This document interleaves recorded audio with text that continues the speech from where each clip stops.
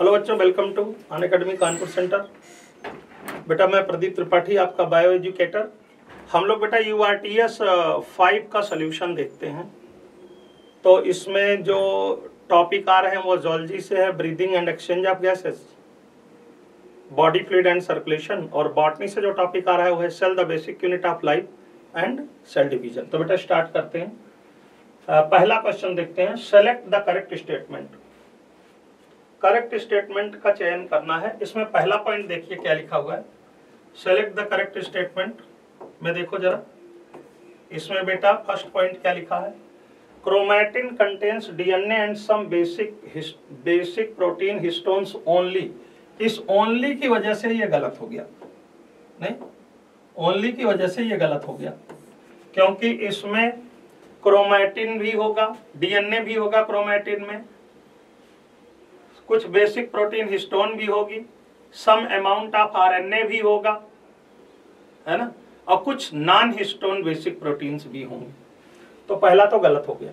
दूसरा है chromosomes which has centromere slightly away from the middle of chromosome is called acrocentric, है ना। Acrocentric नहीं कहलाता, ये कहलाता है सब मेटासेंट्रिक, सब मेटासेंट्रिक। तो ये सेकंड वाला भी गलत हो गया।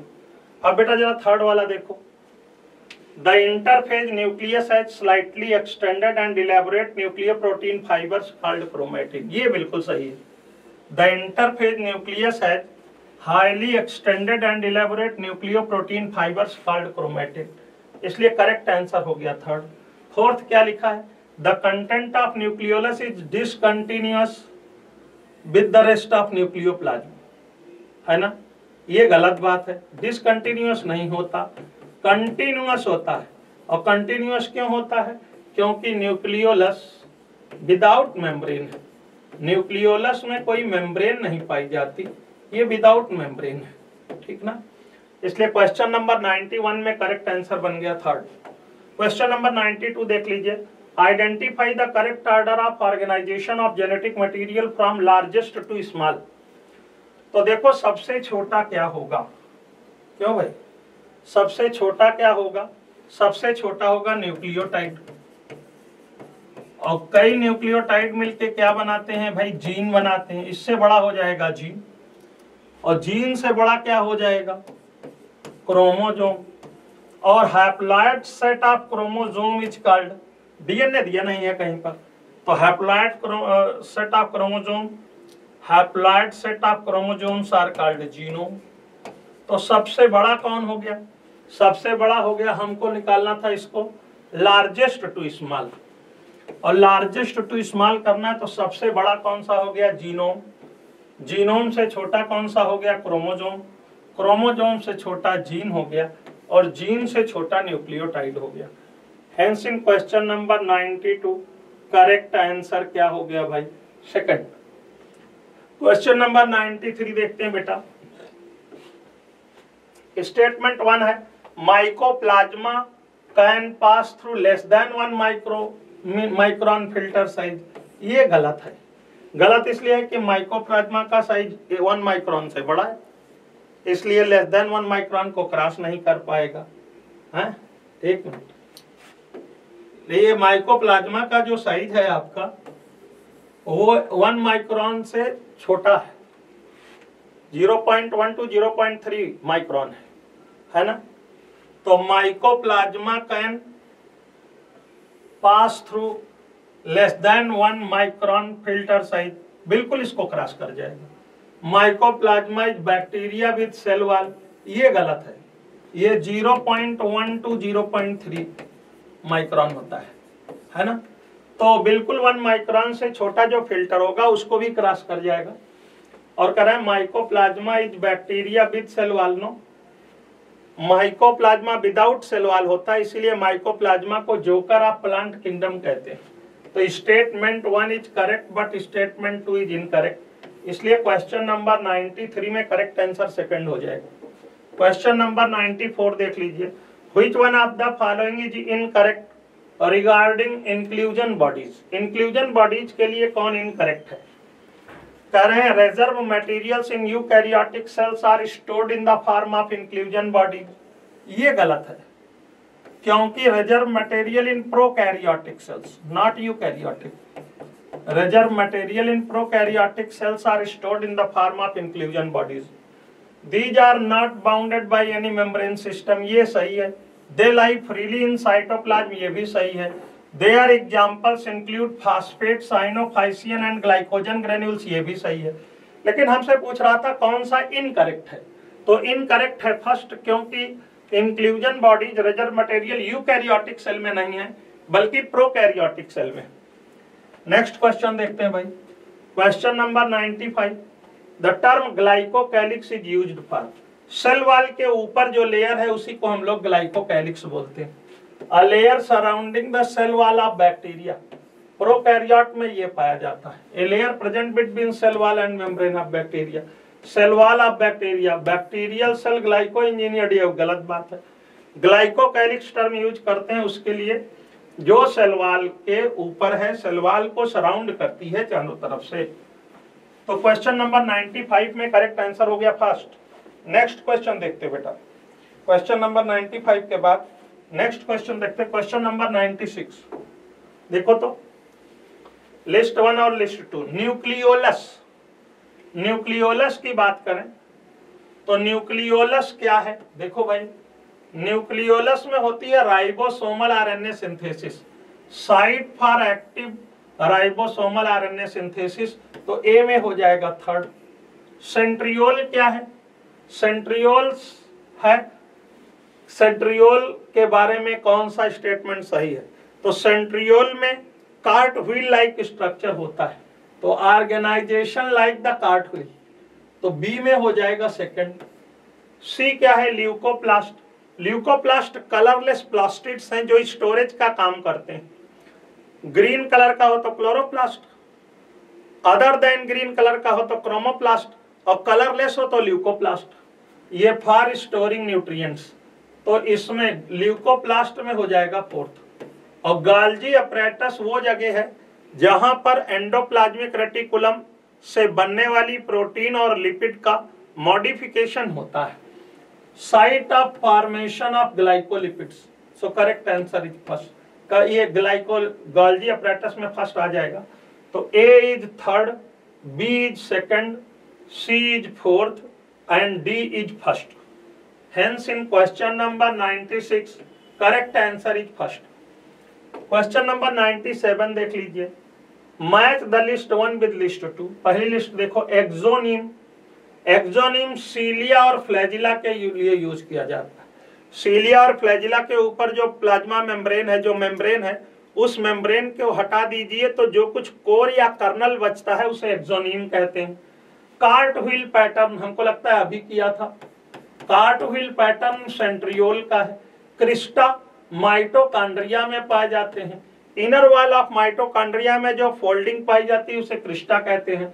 सैटेलाइट क्रोमोसोम से रिलेटेड है जिसको सेकेंडरी कॉन्स्ट्रिक्शन कहते हैं। ये सेकेंडरी कॉन्स्ट्रिक्शन और ये प्राइमरी कॉन्स्ट्रिक्शन। प्राइमरी कॉन्स्ट्रिक्शन को हम लोग सेंट्रियोल कहते हैं, ये प्राइमरी कॉन्स्ट्रिक्शन है। अच्छा, प्राइमरी कॉन्स्ट्रिक्शन को हम लोग सेंट्रियोल कहते हैं और ये सेकेंडरी कॉन्स्ट्रिक्शन है।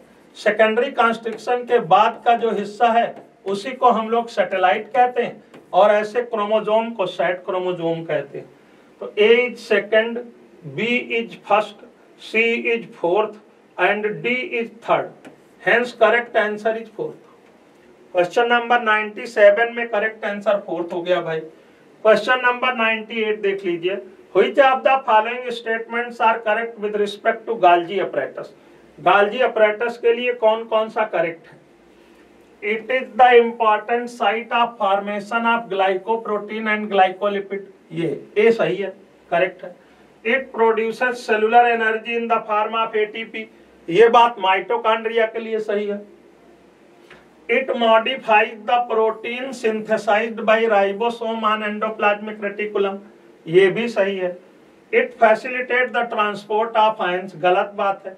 इट प्रोवाइड मैकेनिकल सपोर्ट, गलत बात है। मैकेनिकल सपोर्ट प्रोवाइड करना एंडोप्लाज्मिक रेटिकुलम का काम है, इसीलिए हम लोग एंडोप्लाज्मिक रेटिकुलम को एंडोस्केलेटन ऑफ द सेल कहते हैं। तो कौन कौन सा सही हो गया भाई? ए सही हो गया, सी सही हो गया, तो A and C only. Hence in question number 98 correct answer is 4। चलो भाई देख लो question number 99। Which of the following are not considered as the part of endomembrane system? निम्नलिखित में से कौन सा एंडोमेम्ब्रेन सिस्टम का पार्ट नहीं है? माइटोकॉन्ड्रिया नहीं, पहले मैं बता दूं कौन कौन है ना। एंडोप्लाज्मिक रेटिकुलम है, गोल्जी कॉम्प्लेक्स है, लाइसोसोम है, वैक्यूल्स है। एंडोमेम्ब्रेन सिस्टम में एंडोप्लाज्मिक रेटिकुलम है, गोल्जी कॉम्प्लेक्स है, लाइसोसोम्स हैं और वैक्यूल्स हैं। क्यों भाई?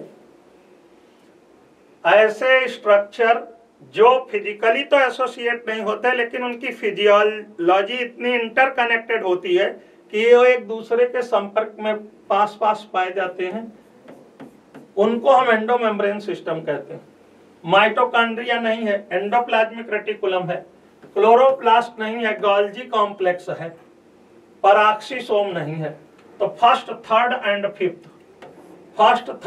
Fifth is not the part of endomembrane system. Hence in question number 99 correct answer is second. Question number 100 देख लीजिए, क्रिस्टा इनफोल्डिंग्स इन माइटोकॉन्ड्रिया, ये तो थर्ड है। Thylakoids, flattened membranous sac in stroma, ये फोर्थ हो गया।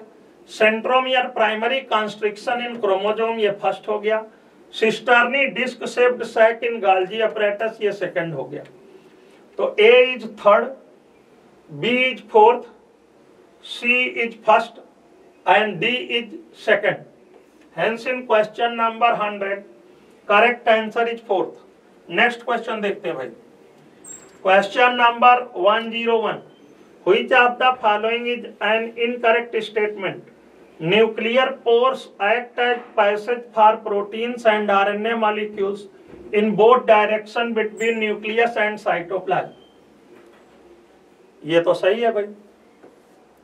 न्यूक्लियर पोर जो होता है बेटा ऐसे, ये साइटोप्लाज्म से और वहां से ले जाने का काम करता है। नहीं, ये न्यूक्लियर पोर है।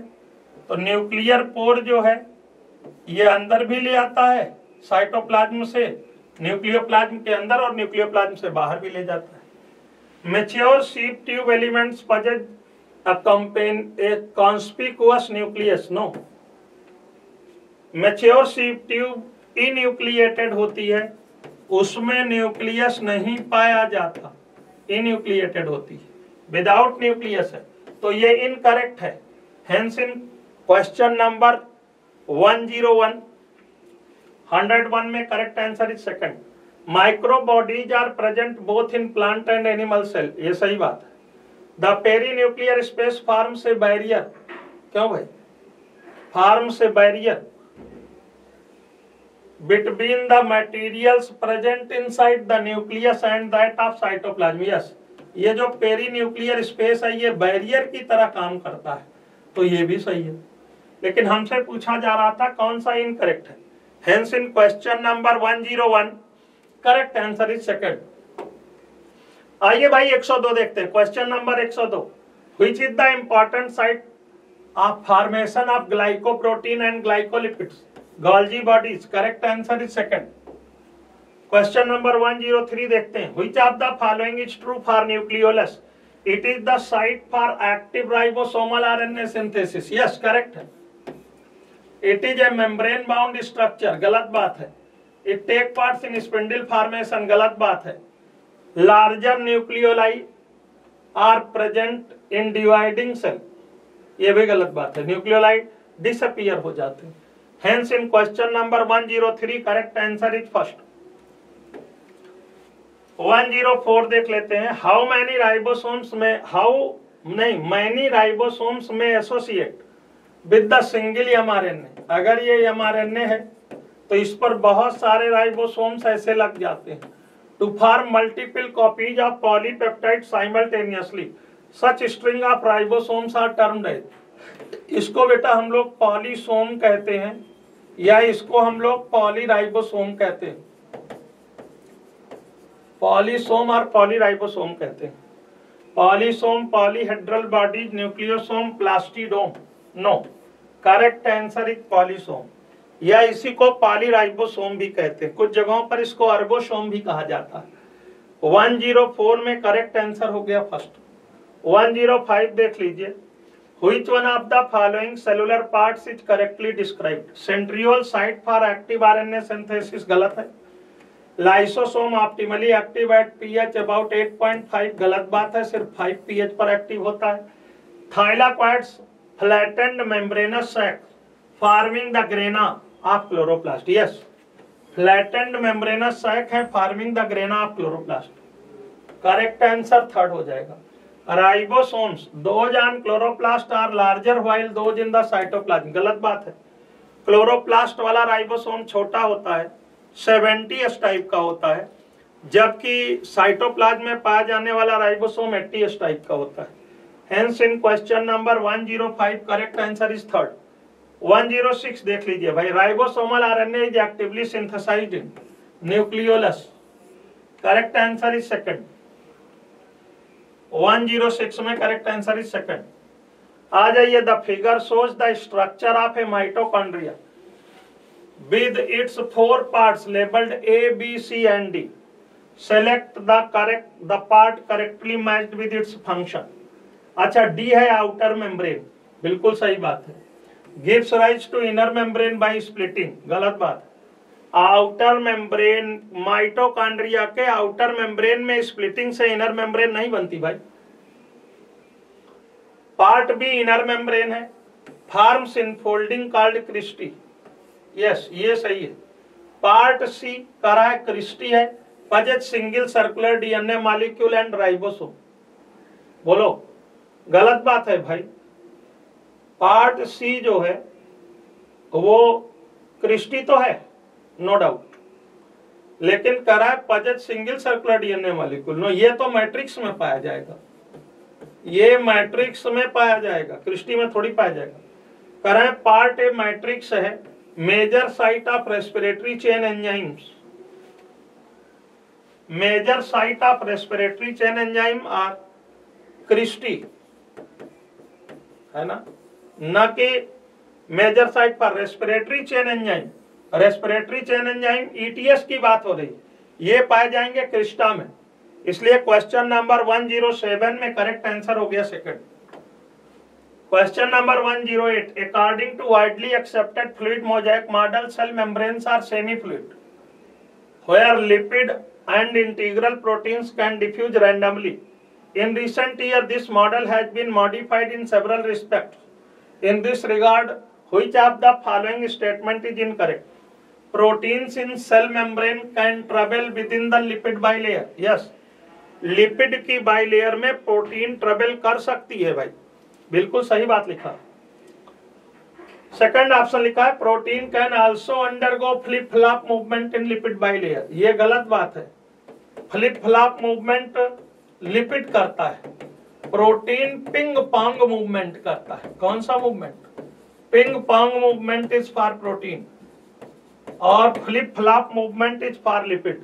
ये इनकरेक्ट है, इसलिए क्वेश्चन नंबर 108 में करेक्ट आंसर हो गया second. Proteins can remain confined with in the certain domains of membrane, ये भी सही है। और लिखा है many proteins remain completely embedded with in the lipid bilayer, ये भी सही है। ऐसी प्रोटीन को ट्रांस मेम्ब्रेन प्रोटीन कहते हैं। All plastids have similar structure because they can get transformed from one type two another type. ये बड़ी खास बात होती है प्लास्टिड्स की कि एक प्लास्टिड्स दूसरे प्लास्टिड में कन्वर्ट हो जाता है।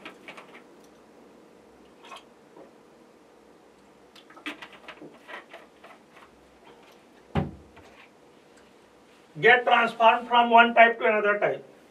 Hence, in question number 109, correct answer is second. 110 देखते हैं भाई। 110. Select the wrong statement from the following. Both chloroplast and mitochondria have an internal compartment. The thylakoid space bound by the thylakoid membrane, दोनों में thylakoid नहीं पाए जाते, यही incorrect है। Both chloroplast and mitochondria contain DNA, ये सही है। The chloroplast are generally much larger than mitochondria, ये भी सही है। Both chloroplast and mitochondria contain an inner and outer membrane, ये भी सही है। लेकिन क्लोरोप्लास्ट में तो पाए जाते हैं थाइलाकॉइड और स्टैक्स ऑफ थाइलाकॉइड ग्रेना बनाते हैं, लेकिन माइटोकॉन्ड्रिया में नहीं है। तो हमसे पूछ रहा था कि रॉन्ग स्टेटमेंट कौन है। करेक्ट आंसर फर्स्ट हो जाएगा 110 में। 111 which of the following is not the function of मेसोसोम्स in bacteria. Cellular respiration में पार्टिसिपेट करते हैं, एंजाइम रखते हैं, डीएनए रेप्लिकेशन में हेल्प करते हैं, सिक्रीशन में हेल्प करते हैं, सेल मेम्ब्रेन फॉर्मेशन में हेल्प नहीं करते। They help in the formation of cell wall, not cell membrane. Hence in question number 111 111 correct answer is 4th। 112 देख लो। All statements are correct for plasma membrane except lipid component mainly consist of phosphoglyceride, सही है ना। Human erythrocyte membrane है 52% protein and 40% lipid, ये भी सही। Quasi fluid nature of protein, गलत बात है। Quasi fluid nature of lipid not protein, ये गलत है। Enables lateral movement of lipid within overall bilayer, ये गलत है। Improved widely accepted model of the structure of cell membrane was proposed by Singer and Nicolson, ये भी सही है। तो हमसे पूछ रहे थे कि कौन सा स्टेटमेंट करेक्ट है, are correct for plasma membrane except, किसको छोड़ के, तो थर्ड वाला करेक्ट नहीं है ना। इसलिए क्वेश्चन नंबर 112 में करेक्ट आंसर हो जाएगा third. Quasi fluid nature lipid का होता है, प्रोटीन का नहीं होता। Which of the following are the functions of a cell wall in plant. It help in cell to cell interaction, बिल्कुल सही बात, सेल टू सेल इंटरैक्शन में हेल्प करता है। It provide a barrier to desirable molecules, no, गलत बात। Desirable molecule नहीं, undesirable molecule, undesirable. It's give shape to cell and cell organelle, नहीं यहां तक तो सही था, शेप सेल को देती, सेल ऑर्गेनेल को शेप नहीं देती। It protects the cells from mechanical damage and infection. Yes, ये भी फंक्शन है सेल वाल। तो A and D, hence correct answer is third. A and D only. तो क्वेश्चन नंबर 113 में करेक्ट आंसर थर्ड हो जाएगा। क्वेश्चन नंबर देख लीजिए भाई 114। Which of the following features are exhibited by cilia and flagella, है ना। ठीक है, देख लेते हैं। Cilia, a small structure which work like oars. This is true for cilia. अच्छा, cilia के लिए ये C लिख रहे हैं और flagella के लिए F लिख रहे हैं, तो C में हो जाएगा A। क्यों भाई, C में हो जाएगा A। They are longer, ये तो flagella के लिए सही है, तो flagella में हो जाएगा B। They help in locomotion only, बोलो भाई, they help in locomotion only। Locomotion में केवल फ्लैजिला हेल्प करते हैं, ये फ्लैजिला के लिए है, ये भी फ्लैजिला के लिए है। और सीलिया केवल लोकोमोशन में हेल्प नहीं करते, फीडिंग और सर्कुलेशन में भी करते हैं, ये सीलिया के लिए है। तो सीलिया में हो गया A एंड D और फ्लैजिला में हो गया B एंड C। देख लो भैया कहां ऑप्शन में है।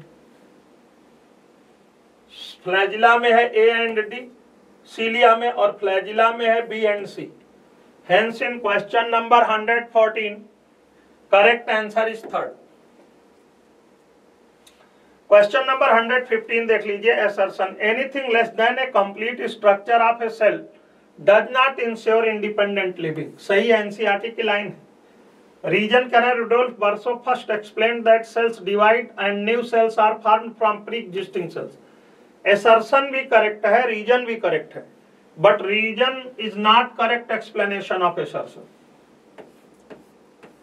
Both assertion and reason are true, but reason is not correct explanation of assertion।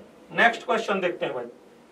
cells in G0 phase of cell cycle, exit cell cycle no, enter cell cycle no, terminate cell cycle no, suspended cell cycle yes, cell cycle suspend हुई है, कभी भी G0 वाली cell return back हो सकती है। जैसे कोई कर्मचारी सस्पेंड हो जाता है तो बहाल होने पे अपने काम को फिर करने लगता है। Hence in question number 116 correct answer is 4th। 117 देख लीजिए, select the event that do not occur in interphase stage of cell cycle, है ना, DNA duplication, centriole duplication, disappearance of, देखो select the events that do not occur in interphase stage of cell cycle, जो interphase में नहीं होगा। DNA duplication होगा yes phase में, और यह इंटरफेज से बिलोंग करता है। सेंट्रियोल डुप्लीकेशन यस फेज में। Disappearance of endoplasmic reticulum and गाल्जी apparatus prophase में, यह माइटोटिक फेज है, यह नहीं होगा। कंडेंसेशन ऑफ क्रोमेटिन मटेरियल नहीं होगा, प्रोफेज में होता है। साइटोप्लाज्मिक ग्रोथ ये होती रहेगी। आरएनए एंड प्रोटीन सिंथेसिस ये जीवन में होता है और इंटरफेज है, ये भी होती रहेगी। Histone and tubulin protein synthesis, तो हिस्टोन प्रोटीन सिंथेसिस यस में और ट्यूबुलिन प्रोटीन सिंथेसिस G2 में, बोलो ये सब होती रहेगी। कौन दो नहीं होगा? C and D only. C and D किस में होगा भाई? ये होगा प्रोफेज में, ये होगा प्रोफेज में, और दोनों माइटोटिक फेज के एग्जाम्पल, माइटोटिक फेज, ठीक है ना। तो C and D only correct answer हो जाएगा फर्स्ट। 117 में फर्स्ट। 118 देख लीजिए, identify the stages of the eukaryotic cell cycle based on the events given below. Synthesis of histone protein, बोलो भाई, देखो जरा, identify the stages of the eukaryotic cell cycle based on the events given below. Synthesis of histone protein S phase, duplication of mitochondria and chloroplast G2 phase, synthesis of deoxyribonucleotide ATPs RNA and amino acid G1 में। अब देख लीजिए कहां कहां हो रहा है।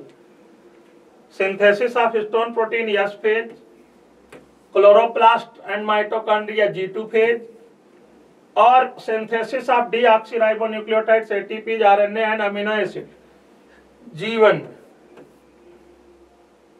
118 में करेक्ट आंसर हो जाएगा थर्ड। 118 में करेक्ट आंसर इज थर्ड। जरा देखो भाई 119, if a cell has 16 chromosome and 2 cDNA in G1 phase, what will be the number of chromosome and DNA amount respectively in G2? बताओ भैया, यस फेज के बाद G1 में अगर क्रोमोसोम नंबर 2n है, DNA अमाउंट 2c है, तो yes phase के बाद G2 में क्रोमोसोम का नंबर 2n ही रहता है, जबकि DNA अमाउंट डबल हो करके 4c हो जाता है। तो बताओ कितना था? 16 क्रोमोसोम, तो 16 ही रहेगा। और बताओ DNA 2c था तो कितना हो गया? 4c। तो 16 एंड 4c कहां लिखा है? थर्ड में। Hence in question number 119 correct answer is third. Question number 120, during metaphase chromosomes are thinnest, गलत बात है। मेटाफेज में थिकेस्ट होते हैं, थिकेस्ट एंड लॉन्गर नहीं। लॉन्गर कैसे हो जाएंगे? थिकेस्ट होंगे तो शॉर्टर हो जाएंगे। अरेंज्ड एट पोल, पोल पे थोड़ी अरेंज होते हैं, arranged at equator, thickest and shortest. Hence correct answer is fourth. 121, mark the following statement as true and false. Shape of chromosome is best seen in metaphase. false है भाई, shape anaphase में सबसे अच्छा दिखता। Nucleolus disappears during prophase and reappears during telophase, ये true है, बिल्कुल true है। Mitosis is usually restricted to diploid cell in animals, true है, बोलो भाई, ट्रू है ना। All organism forms gamete through meiosis as gametes are always haploid, हाँ वो तो ठीक है, ये फॉल्स है। अब ये तो डिपेंड करेगा ना कि ऑर्गेनिज्म कैसा है। अगर ये ऑर्गेनिज्म डिप्लॉयड है तब तो मियासिस से बनाएगा, लेकिन अगर ये ऑर्गेनिज्म हैप्लॉइड है तब माइटोसिस से बनाएगा, इसलिए ये सेंटेंस फॉल्स है। FTTF correct answer is 4। Question number 122 के 122 देखिए, लिखा है identify the given stage of cell cycle, which option is true for the stage which comes next to the above given stage. इसके बाद कौन आएगा? देखिए ये है transition to metaphase, transition to metaphase है। और जब ये ट्रांजिशन टू मेटाफेज है तो बताओ इसके बाद मेटाफेज आएगी, तो मेटाफेज पे क्या घटना होगी? ये सारे के सारे क्रोमोसोम अलाइंड हो जाएंगे। कहां पर? इक्वेटर पर। बोलो भाई, कहां पर अलाइंड हो जाएंगे? इक्वेटर पर अलाइंड हो जाएंगे। स्प्लिटिंग ऑफ सेंट्रोमियर गलत। Chromosomes align on the metaphasic plate और equator, hence in question number 122 correct answer is second. Question number 123, cytokinesis in plant cell differ from animal cell as the farmer involved। Plant cell में furrow formation animal cell में होता है, centripetal cell plate formation no, centrifugal cell plate formation होता है, constriction of plasma membrane ये भी नहीं होता, सेंट्रीफ्यूगल ग्रोथ ऑफ फ्रैग्मोप्लास्ट। ये फोर्थ आंसर हो जाएगा भाई question number 123। Question number 124, alignment of bivalent chromosome on the equatorial plate and splitting of centromere occurs respectively in which of the following stages of meiosis. देखो bivalent alignment होगा metaphase second में, metaphase first में, और centromere splitting होगी anaphase second में। तो metaphase first and anaphase second. Question number 124 में देखो बाइवेलेंट लगेंगे मेटाफेज फर्स्ट में और स्प्लिटिंग ऑफ सेंट्रोमियर होगा एनाफेज सेकंड में। How many bivalents are formed in meiocytes of human female? Number of bivalents is equal to, number of bivalents is equal to total number of chromosomes divided by 2। Total number of chromosomes divided by 2। 46 गुणसूत्र होते हैं, 2 से भाग दे दो, कितने bivalent आ जाएंगे? 23, 23। Correct answer is second.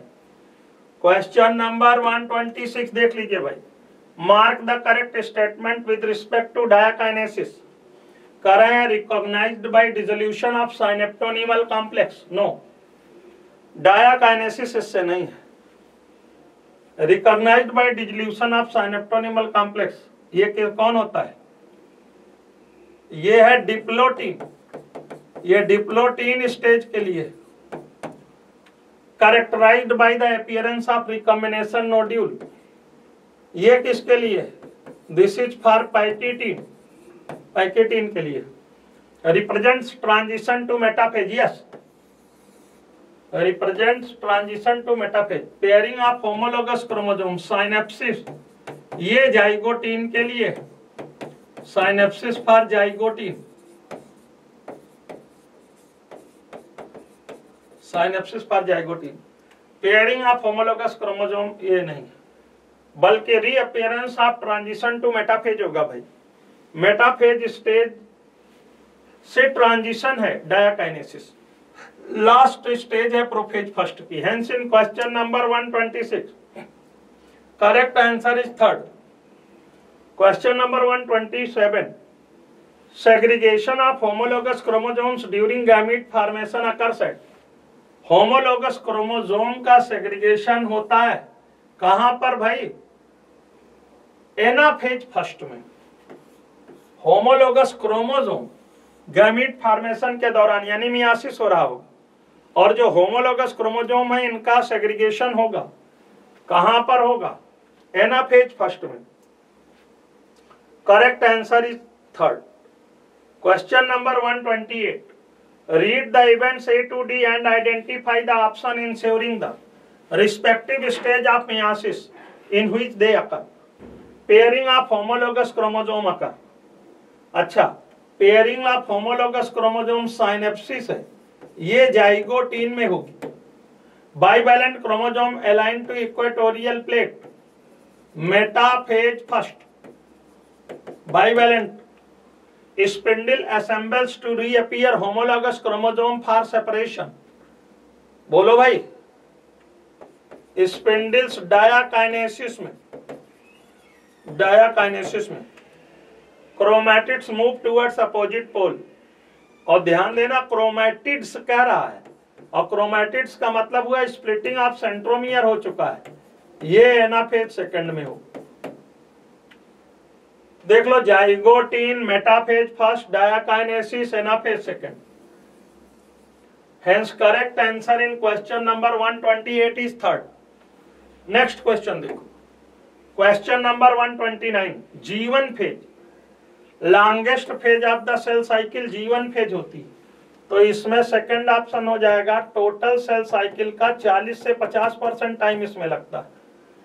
M phase, less than 5% of the total duration of cell cycle, तो इसमें थर्ड हो जाएगा।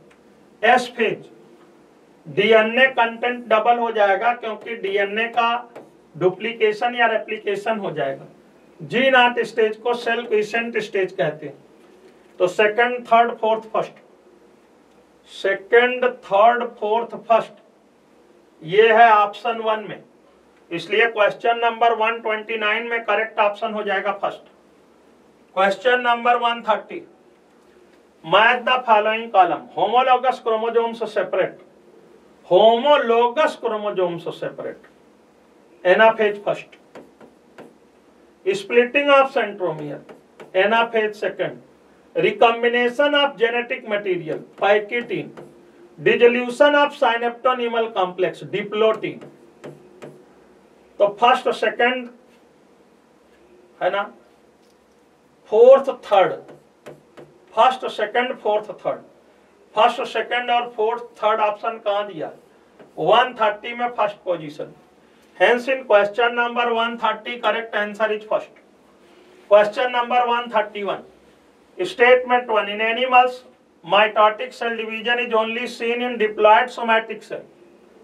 माइटोटिक बिल्कुल सही है, एनिमल्स में माइटोटिक सेल डिवीजन केवल डिप्लॉयड सेल में देखने को मिलता है, बस एक एक्सेप्शन है, बस कौन भाई, और वह ड्रोन। The plants can show mitotic division in both haploid and diploid cell. Yes, haplontic life cycle वाले में, हैप्लॉइड में, बोलो भाई। इसलिए दोनों स्टेटमेंट सही हैं, both statement first and second are correct.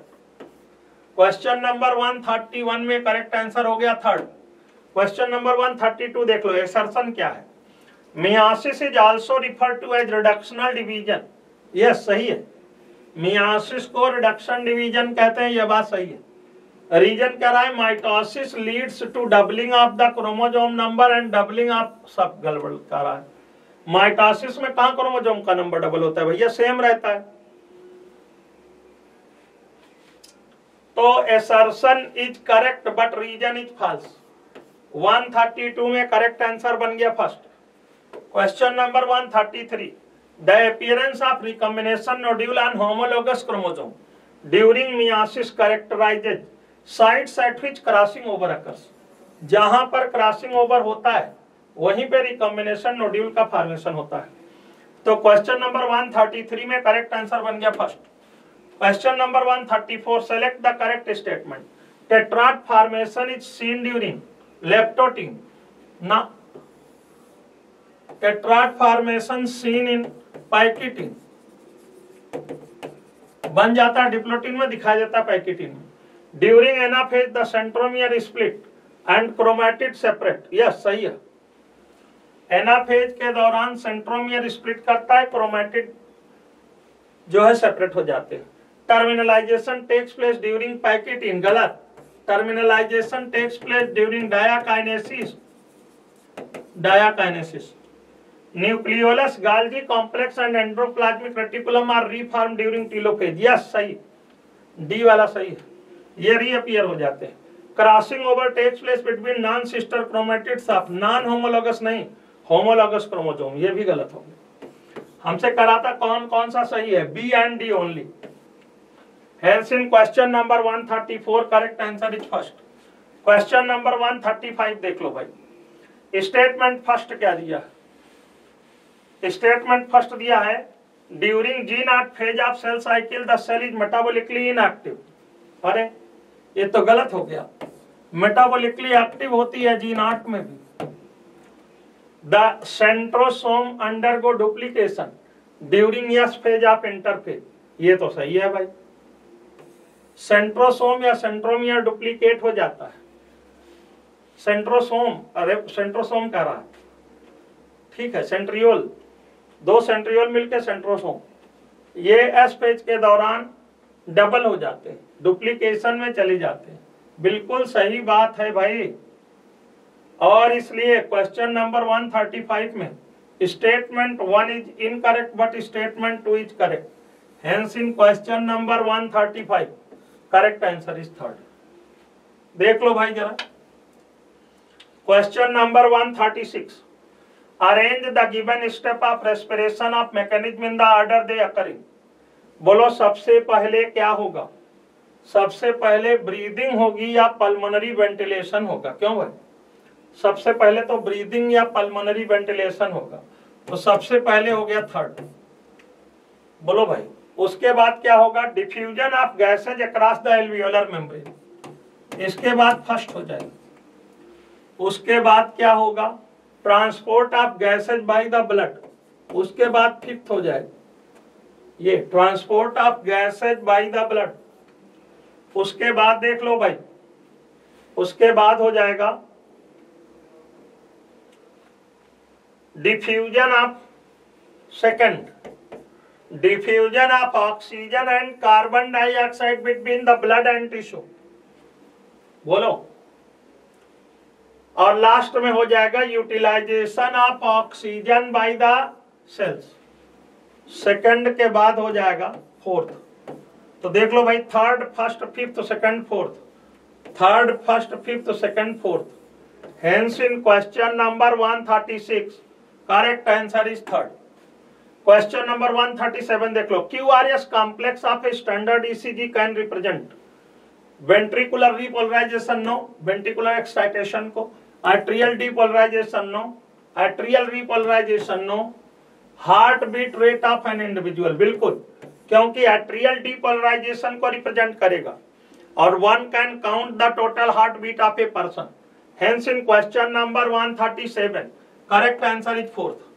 Question number 138, find out the descending order of percentage proportion of leukocytes in human blood.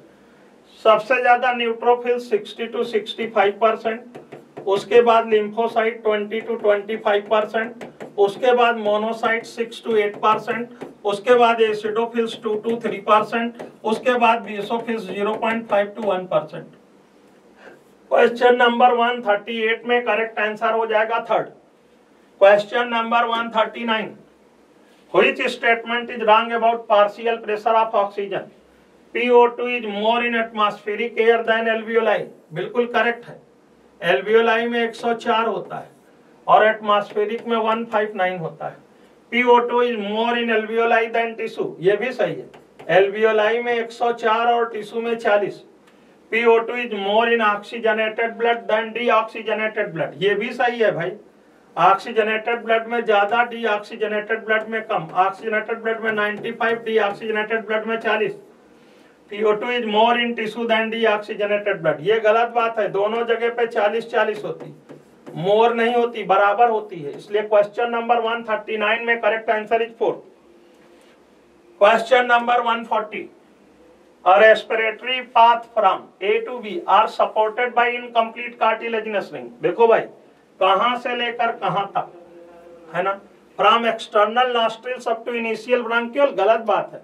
कहां से कहां तक, from trachea to initial bronchiole, from trachea to initial bronchiole. कहां लिखा है, A is trachea, B is initial bronchiole, hence in question number 140 correct answer is fourth। Question number 141, match the following and mark the correct option। tidal volume 500 ml, ये fourth हो गया भाई, 500 ml। Residual volume 1200 ml।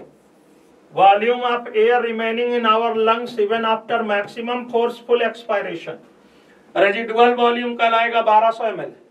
Inspiratory reserve volume IRV 2500 से 3000 second हो जाएगा भाई, और expiratory reserve volume 1000 से 1100 फर्स्ट हो जाएगा।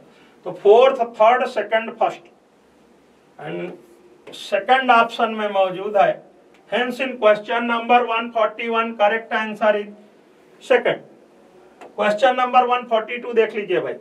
Which of the following is an incorrect statement? Epiglottis prevents the entry of food into लैरिंग्स। ये तो सही है। एपिग्लॉटिस, लैरिंग्स की ओपनिंग को ग्लॉटिस कहते हैं, उसके ऊपर जो कवरिंग है उसको एपिग्लॉटिस कहते हैं, और जो एपिग्लॉटिस है वो फूड के एंट्री को लैरिंग्स में रोकेगी भाई। Air passes from nasal chambers to pharynx through internal nares, ये भी सही है। The cilia present in the lining of trachea pushes mucus out, ये भी सही है।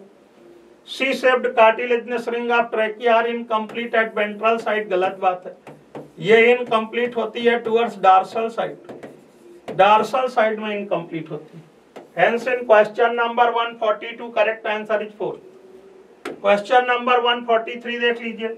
Respiratory process is regulated by certain specialised centres in the brain. One of the following listed centers can reduce the inspiratory duration upon stimulation. Pneumotaxic center present in the dorsal wall of pons. Pneumotaxic centre जब excited होता है तो क्या करता है? ये inspiration के time को कम करके ब्रीदिंग रेट को बढ़ा देता है। Hence in question number 143 correct answer is second. Question number 144 which factors are favourable for dissociation of oxygen from oxyhaemoglobin. देख लीजिए भाई, कौन कौन डिसोसिएट करेगा? फेवरेट मतलब फेवर करेगा डिसोसिएशन ऑफ ऑक्सीजन को फ्रॉम ऑक्सी हीमोग्लोबिन।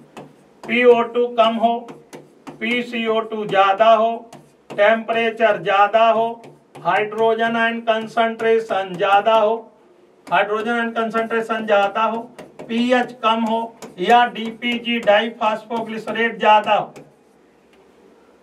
इतनी दशाओं में curve will shift towards right, curve will shift towards right, और राइट शिफ्टिंग होगी, P50 बढ़ जाएगा और affinity of haemoglobin towards oxygen घट जाएगा।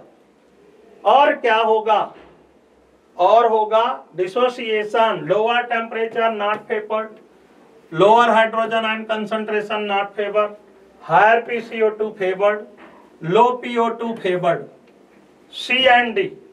Hence in question number 144 correct answer is 4। Question number 145 assertion क्या है?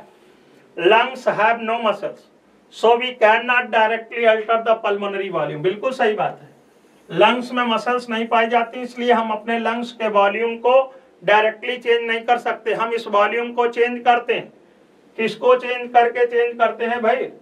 हम थोरेसिक कैविटी के वॉल्यूम को चेंज करके चेंज करते हैं अपने लंग्स के वॉल्यूम को, है ना? लिखा है द एनाटॉमिकल सेटअप, रीजन में लिखा है the anatomical setup of lungs in thorax in such that any change in the volume of the thoracic cavity will be reflected in the pulmonary volume। बिल्कुल सही बात है। उसका एनाटॉमिकल सेटअप ऐसा है कि जो थोरैक्स, अगर कोई चेंज आप थोरेसिक कैविटी में करते हैं तो वो रिफ्लेक्ट होता है लंग्स पर। यानी both assertion and reason are true and reason is correct explanation of assertion। ठीक है बेटा, करेक्ट आंसर क्या हो जाएगा यहाँ? First. Correct answer is first. ठीक है बेटा, थैंक यू वेरी मच। इसके आगे सर डिस्कस करेंगे। हेलो बच्चों, आइए देखते हैं क्वेश्चन नंबर 146 की अपन बात कर रहे हैं। तो यहाँ पे क्वेश्चन में अपन से पूछा गया है which of the following is not the characteristic of conducting part of respiratory system. बेटा कंडक्टिंग पार्ट की बात की जा रही है और कंडक्टिंग पार्ट आप जानते हैं कि ये एक्सटेंड करता है आपके एक्सटर्नल नॉस्ट्रिल से लेकर जो आपके रेस्पिरेटरी ब्रोंक्यूल है इसके जस्ट पहले तक, यानी आपके जो टोटल पल्मोनरी ब्रोंक्यूल्स थी वो इसके अंडर यहाँ पे आ चुके हैं। तो आपका जो कंडक्टिंग पार्ट है बेटा वो एक्सटर्नल नॉस्ट्रिल से लेकर रेस्पिरेटरी ब्रोंक्यूल के पहले तक का मामला बेटा यहाँ पर पूछा गया है। तो कंडक्टिंग पार्ट के जो काम है यानी जो फंक्शंस हैं वो आप 4 देखते हैं। सबसे पहले कंडक्टिंग पार्ट बेटा जो फॉरेन पार्टिकल्स है उनको रिमूव करने में मदद करता है, ऐसे बोल के बताता हूँ, फॉरेन पार्टिकल्स को रिमूव करने में मदद करता है। जो एयर आप इनहेल कर रहे हैं उसका थर्मो रेगुलेशन, यानी अगर एयर ठंडी है तो उसे गर्म करेगा और गर्म है तो बेटा उसे कहीं ना कहीं ठंडी करने का काम करेगा। ये हमें कंडक्टिंग पार्ट के फंक्शंस में समझ आता है। फिर इसके बाद कंडक्टिंग पार्ट में सर हम लोगों को जो है बेटा कहीं ना कहीं फॉरेन पार्टिकल्स हो गए, थर्मो रेगुलेशन हो गया, इसके अलावा बेटा जो ह्यूमिडिफिकेशन है एयर का वो भी हमें यहीं पर ही देखने को मिलता है। जो एयर इनहेल हम लोग इनहेल कर रहे होते हैं उसका ह्यूमिडिफिकेशन। तो इसी के रेस्पेक्ट में हमसे पूछा गया है, देखिए ध्यान से, पहला ऑप्शन कि brings temperature of inhaled air to body temperature. जी हाँ, बिल्कुल सही बात है। बॉडी टेम्परेचर का जो एयर हम इनहेल कर रहे हैं उसका थर्मो रेगुलेशन। ये कंप्लीटली लाइंड होता है क्या कार्टिलेजिनस रिंग्स से, देखते हैं इस पॉइंट को। It clears inhaled air from foreign particle. जी हाँ, जो फॉरेन पार्टिकल्स है उनको रिमूव करेगा। ह्यूमिडिफिकेशन ऑफ इनहेल्ड एयर, जी हाँ ये भी करेगा, और कंडक्शन का भी काम कहीं ना कहीं ये करेगा, यानी हवा को रास्ता देने का काम बेटा। तो ये काम हुए। और यहाँ पर जो बात की गई है completely line by cartilaginous rings, ये कंडक्टिंग पार्ट के लिए गलत हो जाती है। क्यों? क्योंकि जो कार्टिलेजिनस रिंग्स है बेटा वो आपकी ट्रैकिया से लेकर बेटा आपके इनिशियल ब्रोंक्यूल तक का जो कंडक्टिंग पार्ट है, यहाँ पर आपको incomplete C shaped cartilaginous rings जो कि हाइलिन कार्टिलेज की बनी हुई है वो नजर आएगी, जबकि पूरे कंडक्टिंग पार्ट में इन रिंग्स की प्रेजेंस नहीं देखी जाती बेटा। तो यहाँ पर ये वाला सेकंड स्टेटमेंट इनकरेक्ट हो जाएगा 146 नंबर क्वेश्चन के लिए। अगले सवाल पे आते हैं। स्टेटमेंट टाइप यहाँ पर हमारे पास सवाल है और इसमें हमें 2 स्टेटमेंट दिए गए हैं। आइए देखते हैं पहले स्टेटमेंट क्या कहता है। Maximum CO2 transport take place through haemoglobin in the form of carbamino haemoglobin. यहाँ पे बोला गया है कि जो मैक्सिमम CO2 ट्रांसपोर्ट होता है वो बेटा कहीं ना कहीं हीमोग्लोबिन के थ्रू, मैक्सिमम जो ट्रांसपोर्ट है बेटा CO2 का वो हीमोग्लोबिन की फॉर्म में यानी कार्ब अमीनो हीमोग्लोबिन की फॉर्म में होगा। जी नहीं, बिल्कुल गलत है। CO2 का जो ट्रांसपोर्ट आप देखते हैं बेटा वो 70% यानी बल्क ऑफ ट्रांसपोर्ट तो आपको बेटा सोडियम बाइकार्बोनेट या फिर बाइकार्बोनेट्स की फॉर्म में देखने को मिलता है, जो कि प्लाज्मा के थ्रू ट्रेवल करके पहुंचते हैं।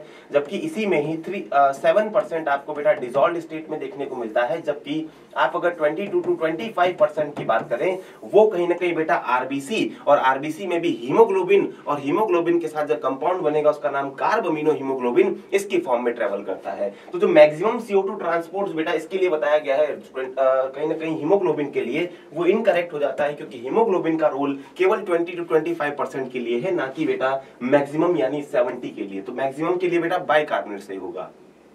आगे देखेंगे, carbonic anhydrase is present mainly in the plasma and in small amount in RBCs as well. जी नहीं, उल्टा लिखा गया है बेटा। जो कार्बोनिक एनहाइड्रेज यानी सबसे फास्टेस्ट एंजाइम जो है बेटा ये कहीं ना कहीं मैक्सिमम अमाउंट में पाया जाता है आरबीसी के अंदर, और इसके थोड़े बहुत माइन्यूट कंसंट्रेशन बेटा प्लाज्मा में भी देखने को मिलती है। ये बेटा CO2 ट्रांसपोर्ट में ये पर्टिकुलर एंजाइम जो है वो CO2 और H2O को कहीं ना कहीं बाइंड करके बेटा कार्बोनिक एसिड का फॉर्मेशन कराने की रिएक्शन को कैटेलाइज करता है।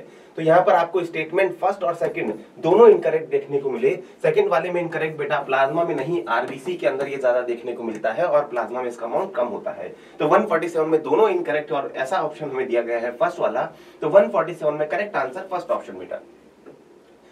आगे आइए, spirometer can not be used to measure. Spirometer बेटा एक ऐसा डिवाइस जिससे आप अपनी पल्मोनरी वॉल्यूम्स को कैलकुलेट कर सकते हैं और ये रीडिंग कहीं ना कहीं बता देता है बेटा। तो उसमें आप माउथ में इस ऑर्गन को लगाते हैं और आप इससे कौन सी वॉल्यूम कैलकुलेट नहीं कर सकते। अगर हम बात करें बेटा सारी वॉल्यूम्स की, सबसे पहले हमारे पास IRV आती है, फिर इसके बाद हमने कहा TV है, फिर उसके बाद ERV, 4 वॉल्यूम्स हमारे पास है। और इसमें से वो वॉल्यूम, अच्छा स्पायरोमीटर उसी वॉल्यूम को कैलकुलेट कर पाएगा जो बेटा उसमें से गुजरेगी। तो आप कहीं ना कहीं बेटा इनहेल और एक्सहेल जिस एयर को कर रहे होंगे, यानी IRV, TV और ERV, ये कहीं ना कहीं बेटा आपकी बॉडी के अंदर जा रही है और बाहर आ रही है।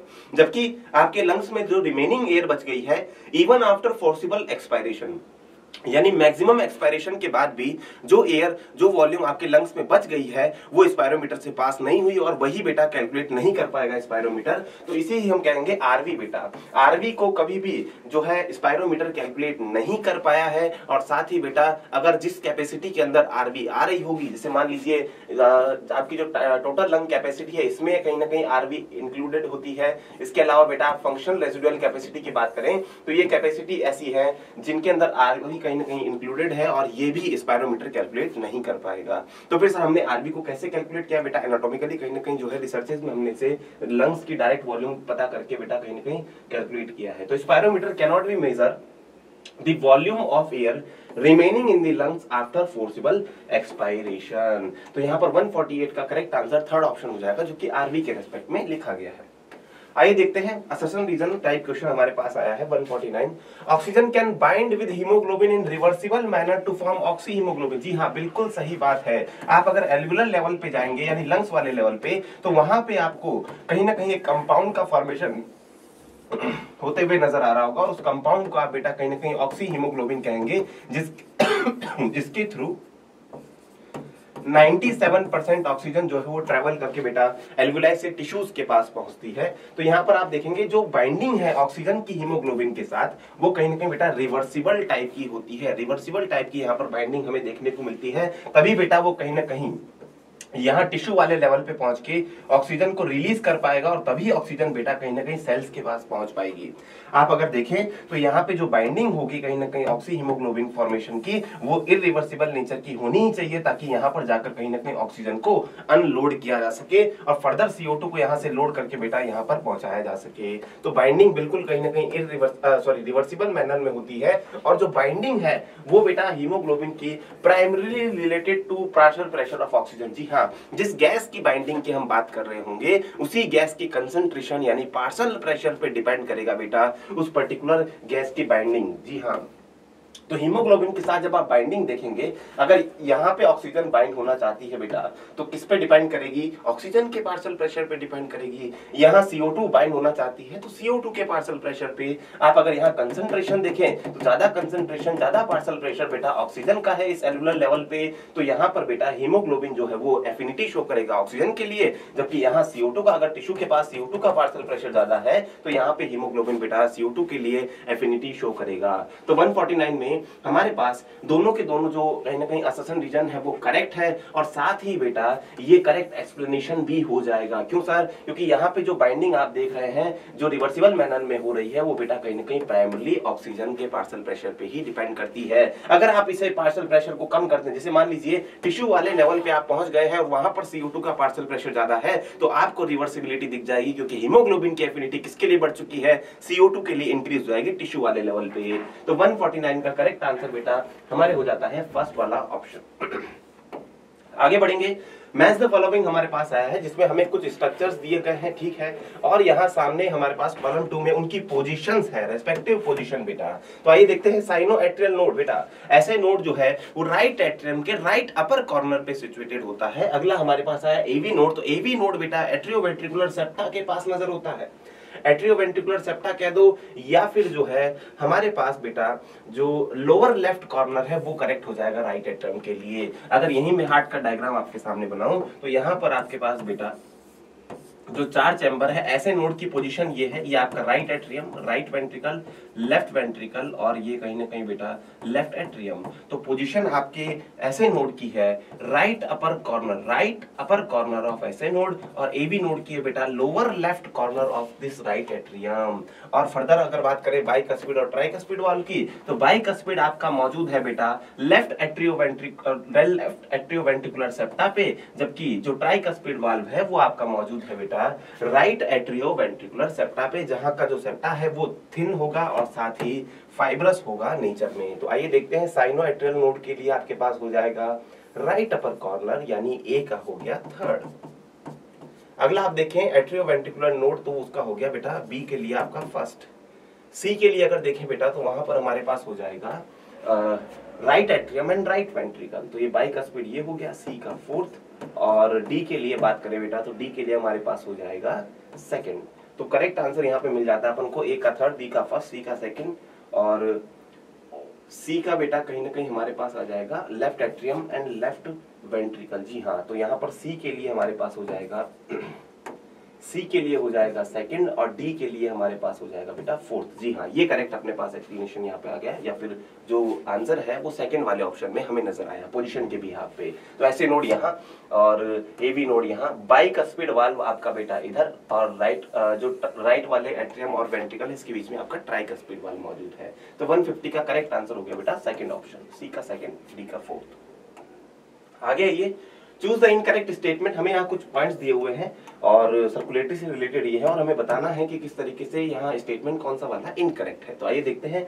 AB blood group is the universal recipient. जी हाँ, अगर आप दो एंटीजेंस के हिसाब से सोचेंगे ए और बी, इसमें आरएच को हम इंक्लूड नहीं कर रहे हैं अकॉर्डिंग टू एनसीईआरटी, तो वहां पर बेटा एबी ब्लड ग्रुप वाले जो पर्संस होंगे ये कहीं ना कहीं बेटा इनके पास ए एंटीजन भी मौजूद है, बी एंटीजन भी मौजूद है, तो ये यूनिवर्सल रेसिपिएंट के रूप में देखे जाएंगे। जी हाँ, ये ए वाले से पर्सन से भी ब्लड ग्रुप ले सकते हैं, ब्लड ले सकते हैं, बी ब्लड ग्रुप वाले से भी ब्लड कहीं ना कहीं ले सकते हैं, ए बी से भी कहीं ना कहीं ये रिसीव कर लेंगे और ओ से भी रिसीव कर सकते हैं। तो ये यूनिवर्सल रेसिपिएंट हो गया, करेक्ट स्टेटमेंट है। अगला देखिए, the presence of antibodies in the blood plasma decides the blood group. जी नहीं, ब्लड ग्रुप डिसाइड होता है आपके आरबीसी के सरफेस पे मौजूद एंटीजन से, ना कि प्लाज्मा में मौजूद एंटीबॉडीज से। एंटीजन ही कहीं ना कहीं ब्लड ग्रुप को रिप्रेजेंट करता है। तो आपके सामने यहाँ पर ये वाला ऑप्शन इनकरेक्ट है और यही आपके इस क्वेश्चन का करेक्ट आंसर है। आगे बढ़े। एंटी ए और anti B antibodies are seen in the blood plasma of a person with O type blood group. जी हाँ, बिल्कुल सही है। अगर किसी पर्सन का ब्लड ग्रुप ओ है, इसके मतलब उसके ब्लड में ना तो ए टाइप का एंटीजन मौजूद है आरबीसी के सरफेस पे, ना बी टाइप का।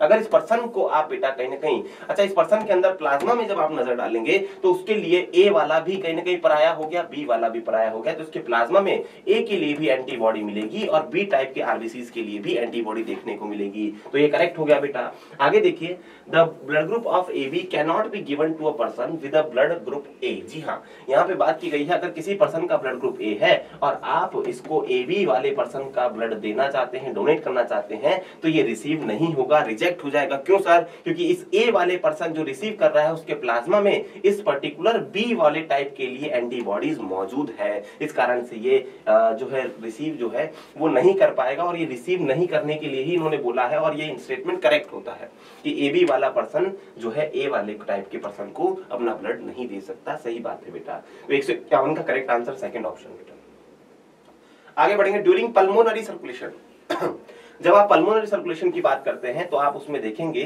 कि किस तरीके से हमारे राइट वेंट्रिकल से पल्मोनरी आर्टरी गुजरती है और यहां से जब निकलेगी बेटा तो वो लंग्स के पास पहुंचेगी ऑक्सीजनेशन के लिए। यहाँ पे कैपिलरीज वगैरह का फॉर्मेशन होगा और फिर से वेसल्स यहाँ बनेंगी जिनको आप कहीं ना कहीं पल्मोनरी वेन कहते हैं। तो आपके राइट एट्रियम से लेफ्ट एट्रियम तक का जो सफर ब्लड ने किया वो बेटा पल्मोनरी सर्कुलेशन के थ्रू किया और इसी को हम पल्मोनरी सर्कुलेशन कहते हैं, जिसमें पल्मोनरी आर्टरी और पल्मोनरी वेन आपकी इन्वॉल्व होती है। और यहाँ पे ब्लड का टाइप अगर आप देखेंगे तो ये ब्लड आपको डीऑक्सीजनेटेड नजर आएगा। क्यों सर? क्योंकि यहाँ पे आपने जब वेना कावास को रिसीव करवाया था, ड्रेन कराया था राइट एट्रियम के अंदर, तो बेटा वही डीऑक्सीजनेटेड ब्लड आपका पंप होकर राइट वेंट्रिकल के अंदर गया और वही ब्लड बेटा आपका लंग्स के पास भी पहुंचा। तो इसमें हम कहेंगे कि during pulmonary circulation deoxygenated blood जो है वो पंप किया जाता है राइट वेंट्रिकल के द्वारा, वो भी किसके पास? लंग्स के पास, वो भी किसके थ्रू? पल्मोनरी आर्टरीज के थ्रू। उधर वाले अपने गलत हो जाएंगे। Deoxygenated blood is carried by pulmonary veins to left atrium. जी नहीं, ये गलत हो गया। Deoxygenated blood is returned to right atrium through vena cava। जी नहीं, राइट एट्रियम में कहां से डीऑक्सीजनेटेड ब्लड जो है वो वेना कावा के थ्रू रिसीव होना, ये नहीं, ये सिस्टमिक सर्कुलेशन का पार्ट है बेटा। More than one option is correct. More than one option is correct नहीं, यहाँ पे ये डीऑक्सीजनेटेड गलत हो गया बेटा। इधर जो ब्लड हमारा कह रहे हैं ये सिस्टमिक सर्कुलेशन का है, तो करेक्ट हमारे पास बेटा कहीं ना कहीं 152 में सेकंड वाला ऑप्शन ही आएगा। आगे देखेंगे। The correct route through which impulses travels in the heart musculature। जी हाँ, यहाँ पे करेक्ट हमें कंडक्शन ऑफ पाथ पूछा गया है, पाथ ऑफ कंडक्शन पूछा गया है बेटा, पाथ ऑफ कंडक्शन। तो सबसे पहले जहाँ इंपल्सेस प्रोड्यूस होती है एक्शन पोटेंशियल उसको हमने लिखा, यानी ऐसे नोड बीच में इंटरनोडल फाइबर्स आते हैं उनको हम इग्नोर करते हुए आगे पहुंचे एवी बंडल के, सॉरी एवी नोड के पास, जो कि राइट एट्रियम में लोअर की तरफ सिचुएटेड होता है। एवी नोड के बाद बेटा पाथ ऑफ कंडक्शन में हमारे पास आते हैं बंडल ऑफ हिस, जिनको हम एवी बंडल भी कहते हैं, बंडल ऑफ हिस और एवी बंडल। फिर आगे हम लोग बड़े बेटा तो हमारे पास परकिंजे फाइबर्स आएंगे जो वेंट्रिकल की वॉल में कहीं ना कहीं कंडक्शन कराने के लिए रेस्पॉन्सिबल है। सभी नोडल टिश्यूज है बेटा।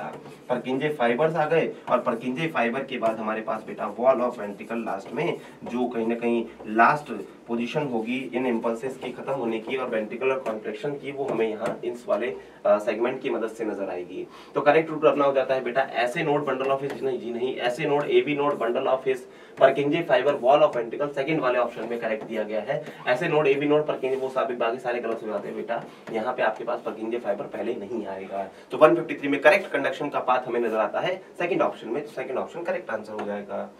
आगे बढ़ते हैं बेटा, the rate of diffusion of gases between alveoli and blood through respiratory membrane is affected by. देखिए बेटा, रेस्पिरेटरी मेम्ब्रेन की बात की गई है, और रेस्पिरेटरी मेम्ब्रेन आप जानते हैं एल्वियोलाई जो होती है, एल्वियोलाई से जब सेकंड स्टेप ऑफ रेस्पिरेशन जिसे आप कहते हैं exchange of gas between alveoli या फिर लंग्स से लेकर बेटा एक्सचेंज कहां हो रहा है, आपके ब्लड यानी बॉडी फ्लूइड के अंदर। तो ये जो सेकंड स्टेप हो रहा होता है बेटा, इसमें आप अगर किसी पर्टिकुलर गैस पे नजर डालें जो कि ऑक्सीजन से जैसे ऑक्सीजन हम लोग एग्जांपल ले रहे हैं, तो इस ऑक्सीजन को बेटा ब्लड में जाने के लिए कितनी लेयर्स का सामना करना पड़ा, तो हम यहाँ देखेंगे बेटा सबसे पहले हमारे पास एल्वियोलाई पे जो लगी होगी मेम्ब्रेन जिसे हम सिंपल स्क्वैमस एपिथेलियम कहते हैं, वो सबसे पहले आएगी, वो फर्स्ट हो गई।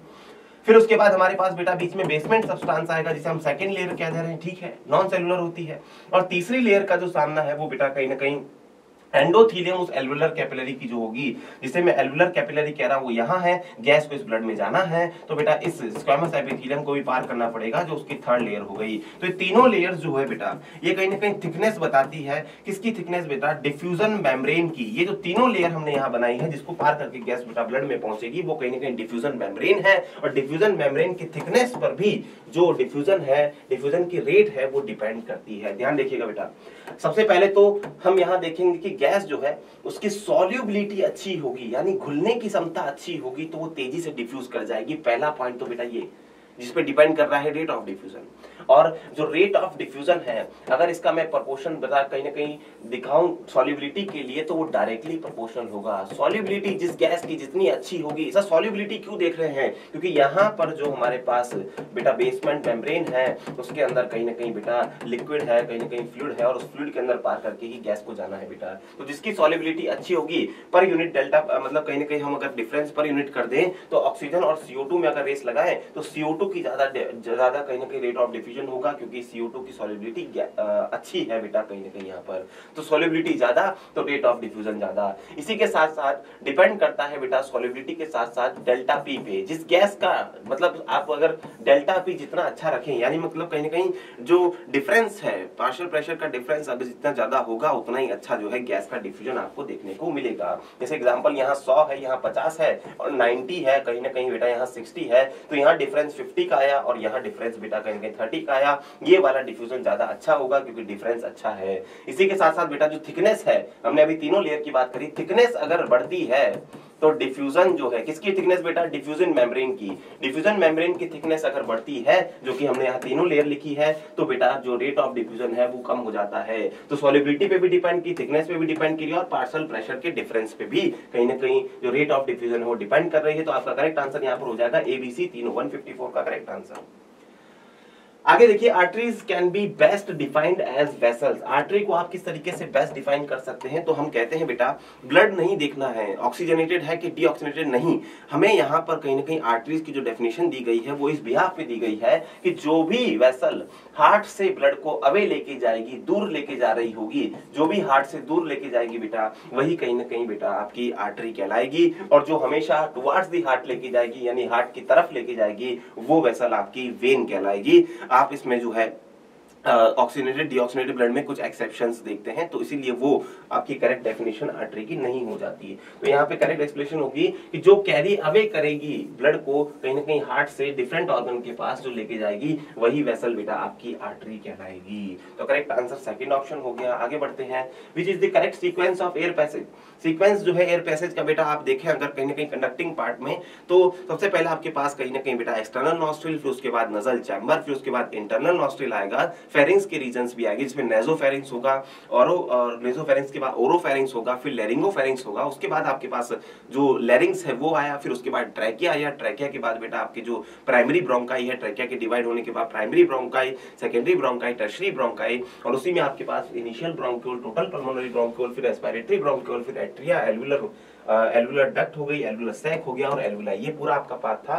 तो यहीं पे आप देखें बेटा, तो आपको जो थोड़ा बहुत सेक्शन उस पाथ का दिया गया है और फिर उसके बाद सीधे एल्वुलाई पे पहुंचा दिया गया है। नजल कैविटी के बाद लैरिंग्स नहीं आएगा, पहले आपके पास बेटा कहीं ना कहीं फेरिंग्स वाला रीजन यानी जो गले वाला रीजन है वो आएगा, लैरिंग्स तो बाद में ट्रैकिया के साथ आएगा बेटा। नजल कैविटी के बाद फेरिंग्स है, फिर ट्रैकिया है, फिर लैरिंग्स है, जी नहीं, ट्रैकिया के पहले कहीं ना कहीं लैरिंग्स होगा और ट्रैकिया बाद में होगा बेटा। ट्रैकिया की जस्ट ओपनिंग के यहाँ पर एक साउंड बॉक्स जिसे कार्टिलेजिनस बॉक्स कहते हैं वो प्रेजेंट होता है। सेकंड भी गलत हो गया। थर्ड देखिए नजल कैविटी, फिर सीधे लैरिंग्स, जी नहीं ये भी गलत हो गया। फिर हमारे पास चौथा बचा जो कि कहीं ना कहीं सही है, nasal cavity, pharynx, लैरिंग्स, trachea, bronchi, bronchioles और फिर उसके बाद एल्विलाई। 156 का करेक्ट आंसर फोर्थ ऑप्शन। आगे आइए बेटा, दो कॉलम हमें दिए गए हैं, कुछ कंपाउंड यहाँ पर बने हुए हैं, आइए देखते हैं क्या लिखा है।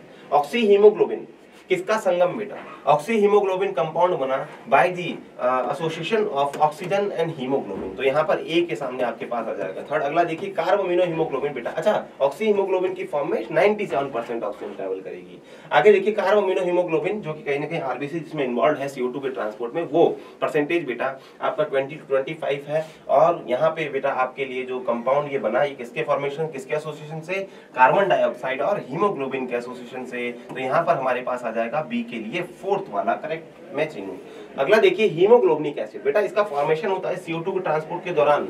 जब हीमोग्लोबिन बेटा H2CO3 के ब्रेक होने पर जो H+ हमारे पास सामने आया, उस H+ को जब अपने साथ जोड़ लेता है तो बनता है HHB, और HHB आपका हीमोग्लोबिनिक एसिड है। इसमें आप कहेंगे हाइड्रोजन आयन और हीमोग्लोबिन जो है आपस में एसोसिएट होते हुए नजर आते हैं। तो सी के लिए आपका हो जाएगा यहाँ पर बेटा आपका करेक्ट सेकंड वाला मैचिंग है। आगे बढ़िए, कार्बोनिक एसिड H2CO3 बेटा, इसका फॉर्मेशन करवाया था, इसको कैटलाइज किया था बेटा आपके कार्बोनिक एनहाइड्रेज ने। और यहाँ पे आपको बेटा जो संगम है, जो एसोसिएशन है, वो किसका देखने को मिला? कार्बन डाइऑक्साइड का और वाटर का। तो डी के लिए आपका हो जाएगा पॉइंट करेक्ट फिफ्थ वाला। आगे देखिए कार्बोक्सी हीमोग्लोबिन, और carboxy haemoglobin is the association of carbon monoxide plus haemoglobin. तो कार्बन मोनोक्साइड और हीमोग्लोबिन के एसोसिएशन से आपका कंपाउंड बना कार्बोक्सी हीमोग्लोबिन, और इसके लिए फर्स्ट वाला मैचिंग करेक्ट है। तो आप देखेंगे कि फोर्थ वाले ऑप्शन में ए का थर्ड, बी का फोर्थ, सी का सेकंड, डी का फिफ्थ और ई का फर्स्ट जो करेक्ट मैचिंग है वो दे रखी है। तो फोर्थ ऑप्शन अपना हो जाएगा इस क्वेश्चन का करेक्ट आंसर बेटा। आगे बढ़िए, which of the following is an incorrect statement with respect to events of cardiac cycle? बेटा कार्डियक साइकिल आप लोगों ने पढ़ी है और उस कार्डियक साइकिल के इवेंट्स हमें यहाँ दिए गए हैं, और उसी इवेंट के बारे में हम लोगों को ढूंढना है इनकरेक्ट स्टेटमेंट। आइए, when all the 4 chambers of heart in an relaxed state, जब चारों चैम्बर्स बेटा कहीं ना कहीं रिलैक्स्ड अवस्था में रहते हैं तो कहीं ना कहीं वो जॉइंट डायस्टोल की स्टेट में है। अगर चारों चैम्बर्स बेटा रिलैक्स्ड हैं तो रिलैक्स होने की कंडीशन में बेटा आप उन्हें जॉइंट डायस्टोल की स्थिति कहेंगे। जॉइंट डायस्टोल की स्थिति में बेटा जो आपका 0.4 सेकंड का होता है, इस दौरान ना तो एट्रिया कॉन्ट्रैक्ट होते हैं ना ही वेंट्रिकल कॉन्ट्रैक्ट होते हैं। तो आपके लिए यहाँ पर पहला स्टेटमेंट तो करेक्ट है। अगला देखिए, फॉल इन वेंट्रिकुलर प्रेशर में अगर गिरावट होती है तो उसके कारण closing of semilunar valves in the beginning of ventricular diastole. Fall in ventricular pressure leads to closing of semilunar valve. जी हाँ, अगर वेंट्रिकुलर प्रेशर कहीं ना कहीं कम होता चला जा रहा है, जैसे मान लीजिए यहाँ पे आपके पास जो है वेंट्रिकल्स की पंपिंग हुई तो वेंट्रिकल सिस्टोल में चले गए, यानी कहीं ना कहीं कॉन्ट्रैक्शन हो गया और ब्लड जो है बेटा पल्मोनरी आर्टरी और एओर्टा में रेस्पेक्टिवली कहीं ना कहीं चला गया। ठीक है, अब ये वेंट्रिकुलर प्रेशर जब फॉल हो रहा है, गिर रहा है, तो उस दौरान बेटा सेमिलुलर वाल्व जो है वो बंद हो जाते हैं, और साथ ही बेटा ये कब बंद होते हैं? वेंट्रिकुलर डायस्टोल के तुरंत पहले। जी हाँ, बिल्कुल सही बात है। वेंट्रिकल जो है वो सिस्टोल हुए और सिस्टोल होने के बाद बेटा कहीं ना कहीं रिलैक्स होने जा रहे हैं, वेंट्रिकुलर डायस्टोल आने वाला है, तो इस समय बेटा आपको जो सेमिलुनर वाल्व्स उनको बंद करना पड़ेगा ताकि ऊपर से नेगेटिव प्रेशर के कारण जो है ब्लड हार्ट के वेंट्रिकल्स तक पहुंच सके। या फिर आप ऐसे सोचिए कि जो बाइकस्पिड वाल्व है वो कब बंद होते हैं? बाइकस्पिड वाल्व तब बंद होंगे जब नीचे वेंट्रिकुलर प्रेशर ज्यादा होगा, यानी वेंट्रिकुलर सिस्टोल होने वाला होगा।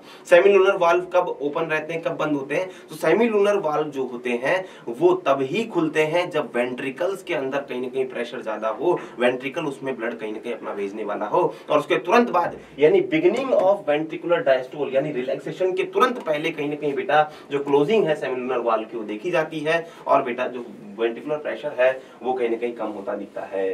तो सेकंड भी करेक्ट है बेटा। आगे देखिए, the atrioventricular valve only closed when intraventricular pressure is more than intra arterial pressure. जी हाँ, ये भी बात बिल्कुल करेक्ट है कि जो एट्रियोवेंट्रिकुलर वाल्व है, सर एट्रियोवेंट्रिकुलर वाल्व कौन हो गए? बाइकस्पिड और ट्राइकस्पिड, बाइकस्पिड और ट्राइकस्पिड वाल्व ये है। और ये वाल्व जो है इनको कस्पिड वाल्व भी कहा जाता है, इन वाल्व को एवी वाल्व भी कहा जाता है।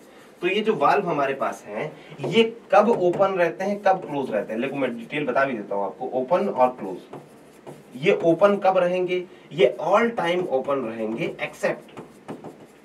एक्सेप्ट किस समय बंद होंगे, एक्सेप्ट बंद होंगे बेटा एट्रियो या फिर मैं कहूं सीधे सीधे वेंट्रिकुलर सिस्टोल के दौरान।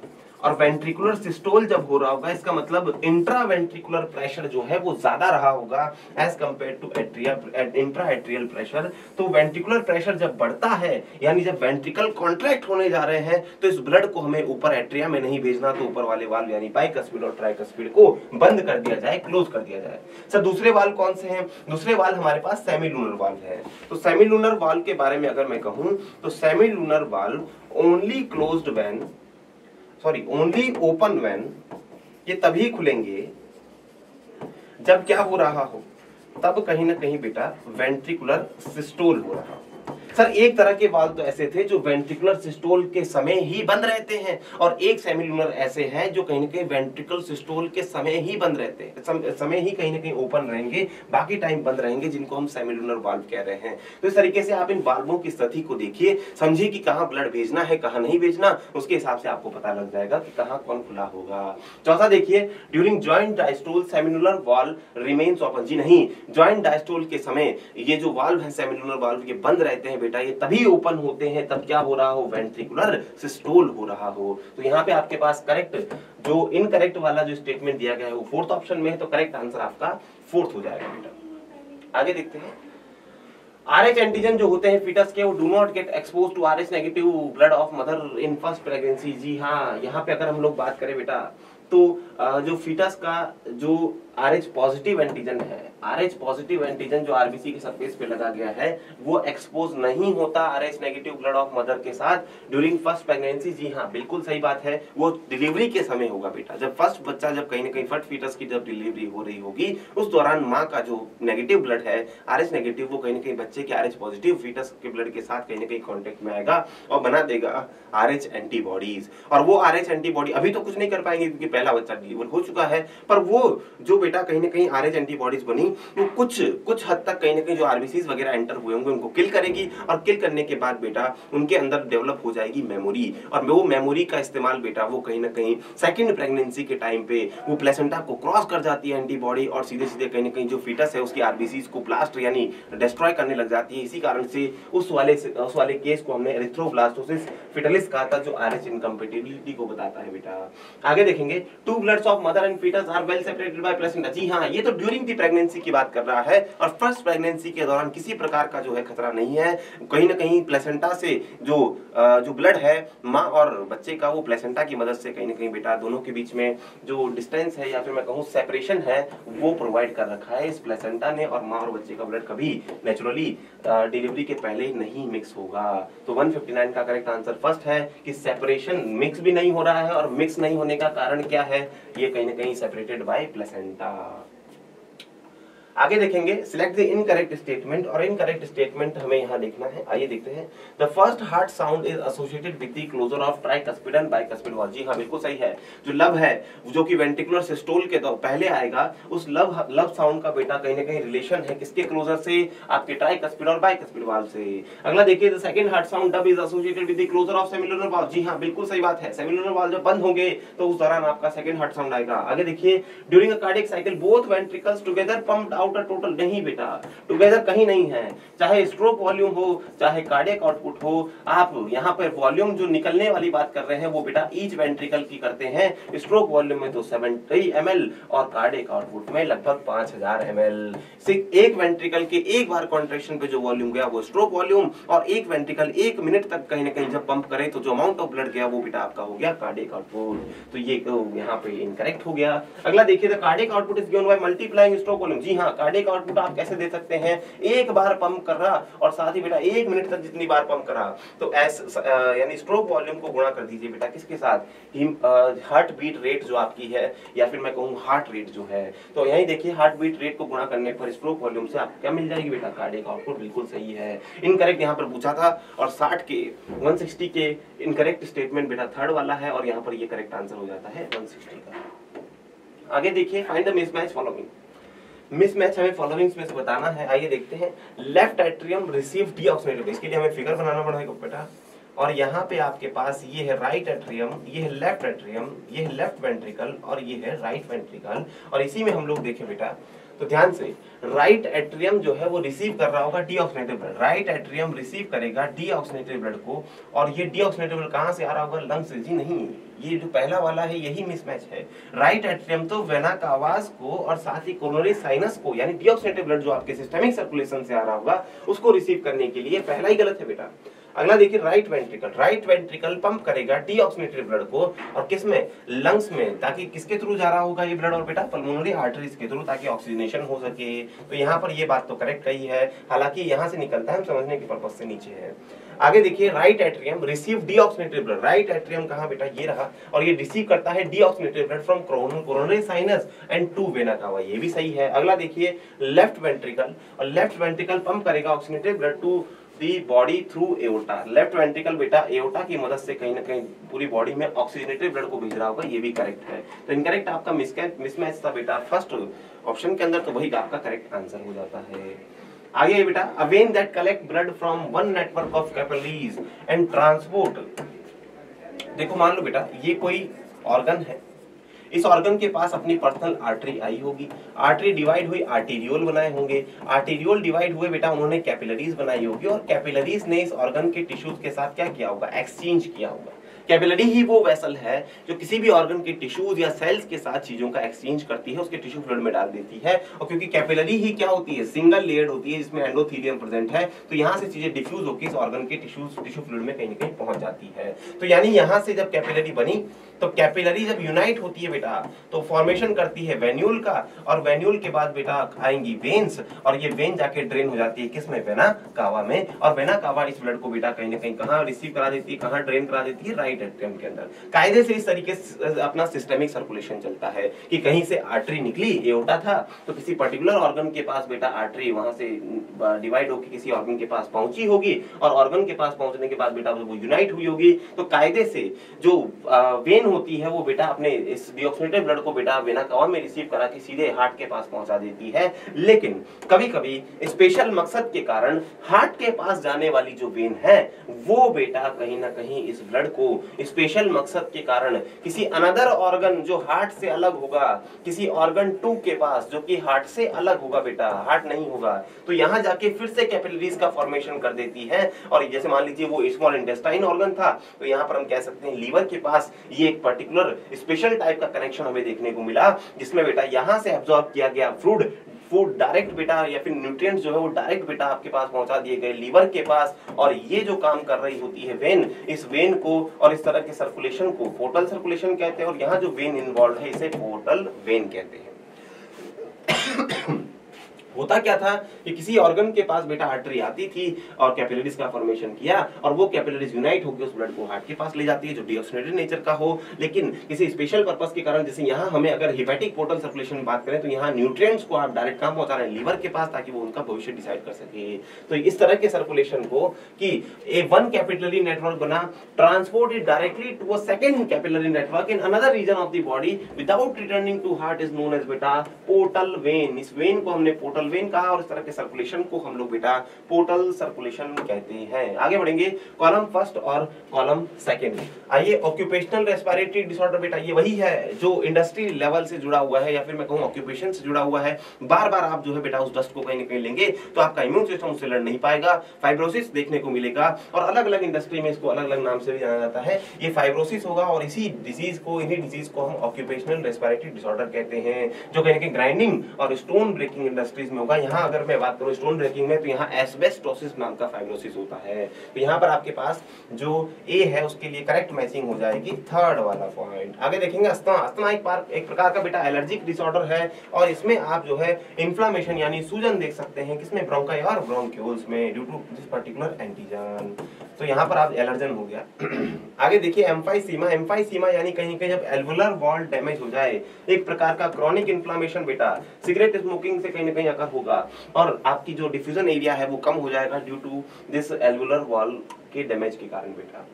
आगे देखेंगे फाइब्रोसिस, और फाइब्रोसिस जो है वो प्रोलिफरेशन होता है किसका, फाइब्रोस टिश्यू का, जो आपको ऑक्यूपेशनल रेस्पिरेटरी डिसऑर्डर में ही देखने को मिलेगा। तो डी का हो जाएगा आपके पास फर्स्ट, तो ए थर्ड, बी फोर्थ, सी सेकंड और डी फर्स्ट आपको नजर आ रहा है बेटा फोर्थ ऑप्शन के अंदर, और फोर्थ ऑप्शन आपके यहाँ पर करेक्ट आंसर हो जाएगा।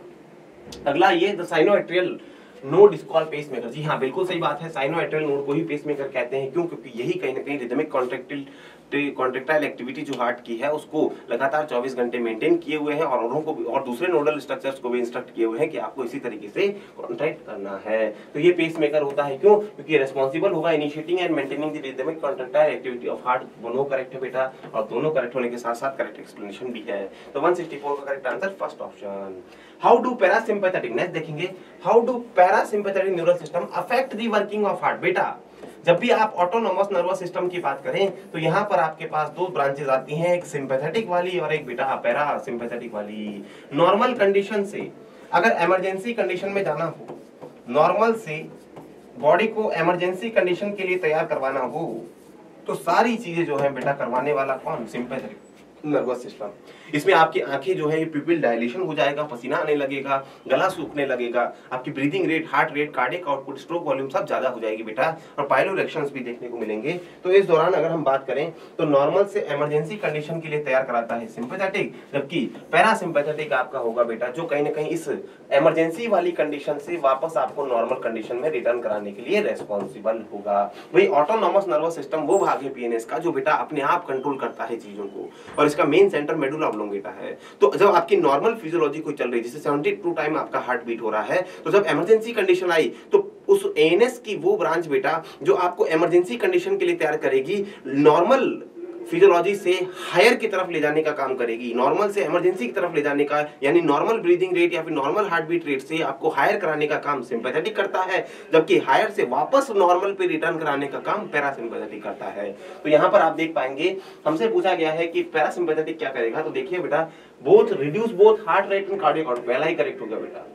जो बढ़ी हुई कार्डियक आउटपुट इधर सिंपैथेटिक नर्वस सिस्टम में थी, हार्ट रेट बढ़ी हुई थी, वो बेटा कहीं ना कहीं पैरासिम्पैथेटिक कम कराने का काम करेगा। Heart rate is increase without affecting the cardiac output, heart rate बढ़ जाए और कार्डियक आउटपुट ना बढ़े, ऐसा हो नहीं सकता बेटा, ये गलत हो गया। आगे देखेंगे both heart rate and cardiac output increase, दोनों के दोनों जो है बढ़ जाएंगे, ऐसा किसके लिए सही होता, सिंपैथेटिक के लिए, यहाँ ये इनकरेक्ट हो जाएगा बेटा। हार्ट रेट डिक्रीज हो जाएगी, कार्डियक आउटपुट इंक्रीज हो जाएगी, गलत बात बेटा। तो यहीं पे देखेंगे पहला ऑप्शन पैरासिम्पैथेटिक के रोल के लिए, वर्क के लिए करेक्ट है, फर्स्ट ऑप्शन सही है। आगे आइए कौन सा ऑप्शन करेक्ट है ये हमें बताना है, और ये रहा लिम्फ बेटा, ब्लड माइनस लार्ज प्रोटीन, बिल्कुल सही है कि आप जो है नहीं, जो पहला लिम्फ वाला है इसमें आरबीसी कहाँ रहते हैं, अगर आपने लार्ज प्रोटीन केवल हटाए हैं यहाँ पर, तो आपने कहीं ना कहीं यहाँ पर आरबीसी को भी नहीं हटाया है, डब्ल्यूबीसी को भी नहीं हटाया है, प्लेटलेट्स भी यहीं पर मौजूद है, जबकि जो आपका लिम्फ है वो कहलाया जाता है कि जब आपने बेटा ब्लड में से आरबीसी हटा दिया हो और उसके साथ साथ कुछ लार्ज प्रोटीन हटा दिए हो, तो ये गलत हो गया बेटा। आपके यहाँ ब्लड में अगर लार्ज प्रोटीन केवल हटा देते हैं तो आरबीसी आ जाएगा लिम्फ के अंदर, और लिम्फ फिर कलरफुल हो जाएगा बेटा, ये गलत हो गया। आगे देखेंगे प्लाज्मा मतलब ब्लड में से डब्ल्यूबीसी हटा दीजिए, नहीं, ब्लड में से आपको क्या हटाने पड़ेंगे, फॉर्म्ड एलिमेंट्स हटाने पड़ेंगे, तब आपका मामला यहाँ पर सही होगा। सीरम क्या है, blood minus clotting factors, blood minus clotting factors नहीं, प्लाज्मा में से आपको क्लॉटिंग फैक्टर्स हटाने पड़ेंगे, तब आपको क्या मिलेगा, सीरम मिलेगा। और चौथा ब्लड बराबर plasma minus plasma plus formed element, हाँ ये तो बिल्कुल करेक्ट है, सबसे आसान हो गया तो कि ब्लड का कंपोजिशन आप कैसे बता सकते हैं, उसके मैट्रिक्स और उसके सेल्स से, और मैट्रिक्स और सेल्स यानी प्लाज्मा और फॉर्म्ड एलिमेंट से, बिल्कुल सही बात है बेटा। तो फोर्थ ऑप्शन आपके यहाँ करेक्ट हो जाएगा, बाकी और इनकरेक्ट है। आगे ये कितने जानवर है इस लिस्ट में जो क्लोज्ड डबल सर्कुलेशन रखते हैं, और क्लोज्ड डबल सर्कुलेशन यानी कौन कौन से जानवर बेटा, आप यहाँ पे कह दीजिए या तो क्रोकोडाइल हो सकता है सर, या फिर एवीज यानी बर्ड्स का ग्रुप हो सकता है सर, और मैमल्स का ग्रुप हो सकता है। यही आपके पास कहीं ना कहीं बेटा क्लोज डबल टाइप का सर्कुलेशन रखते हैं। दो तो हमारे पास क्लासेस हो गई, एक पर्टिकुलर एनिमल हो गया रेप्टाइल का। तो आइए देखते हैं, फ्रॉग जी नहीं, अर्थवर्म जी नहीं, रैबिट जी हाँ, फिश जी नहीं, स्नेक जी नहीं, ह्यूमन हाँ, पिजन हाँ, कॉकरोच नहीं, पैरेट हाँ, और बैट भी हाँ। कितने हो गए हमारे पास, 1 2 3 4 5 हमारे पास करेक्ट है, चौथे ऑप्शन में लिखा है, और 167 का आंसर फोर्थ। आगे आएंगे हार्ट अटैक। कुछ हमें डिसऑर्डर्स दिए गए बेटा, ये डिसऑर्डर्स या फिर ये कंडीशंस जो हमें मेडिकल कंडीशन जो देखने को मिल रही है ये सर्कुलेशन से रिलेटेड है और इसी में हम लोग बात करेंगे बेटा हार्ट अटैक। हार्ट अटैक तब आएगा जब कहीं ना कहीं बेटा मसल्स डैमेज होती हुई नजर आएगी, मायोकार्डियल इन्फेक्शन यानी मसल की डेथ, और मसल की डेथ हमें यहाँ नजर आएगी बेटा ये सेकंड वाले पॉइंट में। तो ए का करेक्ट मैचिंग सेकंड। आगे आते हैं कार्डियक अरेस्ट, यानी जब आपका हार्ट जो है वो बीट करना बंद कर दे, स्टॉप कर दे, रुक जाए, उस समय कोई बेटा उस कंडीशन को ही हम लोग हार्ट कार्डियक अरेस्ट कहेंगे। और ये हमें नजर आएगा बेटा कौन से वाले ऑप्शन में, हार्ट जब स्टॉप बीटिंग यानी रुक जाए बेटा तो उसी कंडीशन को आप अरेस्ट कहेंगे और ये फर्स्ट हो गया इसका करेक्ट मैचिंग।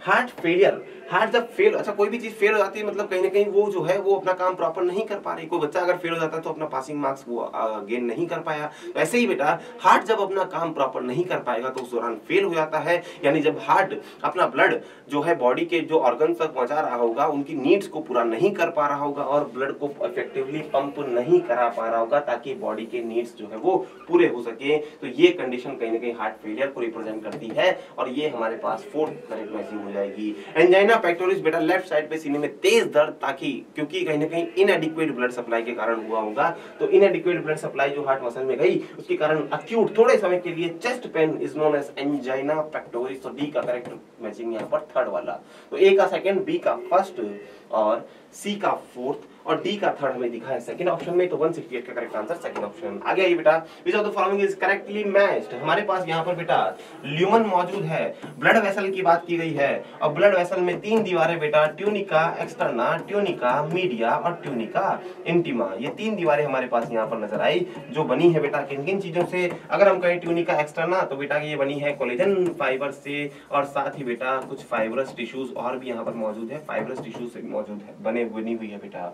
आगे देखेंगे ट्यूनिका मीडिया, ये बनी है आपकी स्मूथ मसल से और स्मूथ मसल के साथ साथ बेटा कुछ इलास्टिक फाइबर्स भी इसमें देखने को मिलते हैं। और जबकि ट्यूनिका इंटीमा की बात करूं तो ये बेटा एंडोथीलियम होगी, यानी कहीं ना कहीं ये बनी है सिंपल स्क्वैमस एपिथेलियम से, ये सिंपल स्क्वैमस एपिथेलियम से बनी है बेटा।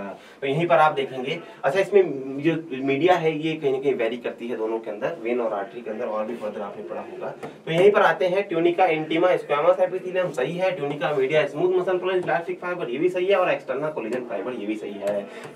तीनों करेक्ट है, तो यानी ऑप्शन चौथा हो गया जिसका नाम है ऑल ऑफ दीज। और बेटा 169 का करेक्ट आंसर फोर्थ ऑप्शन। आइए आगे बढ़ते हैं, कौन से ब्लड कॉर्पसल है जो न्यूक्लियस जिनमें एब्सेंट होता है बेटा, न्यूक्लिया एब्सेंट है। प्लेटलेट्स तो फ्रैगमेंट्स होते हैं मेगाकेरोसाइट सेल के, इनमें न्यूक्लियस नहीं पाया जाता।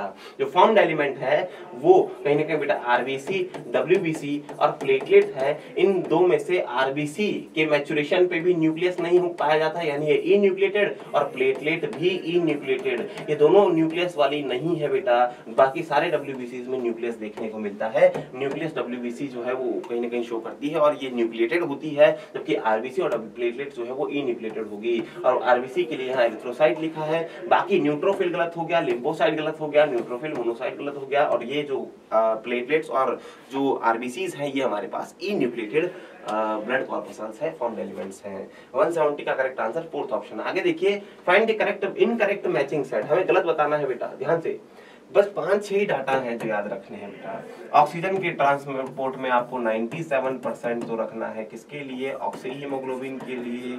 आगे आ जाइए बेटा, 3% आपको रखना है किसके लिए, डिसॉल्व्ड स्टेट इन प्लाज्मा के लिए, ठीक है सर। इसके बाद CO2 हमारे पास आया, CO2 में 3 डाटा याद रखने हैं। 70% कह दे या बल्क कह दे, उसमें हमें सोडियम बाइकार्बोनेट या फिर केवल बाइकार्बोनेट आयन याद रखने हैं, वो भी प्लाज्मा के अंदर।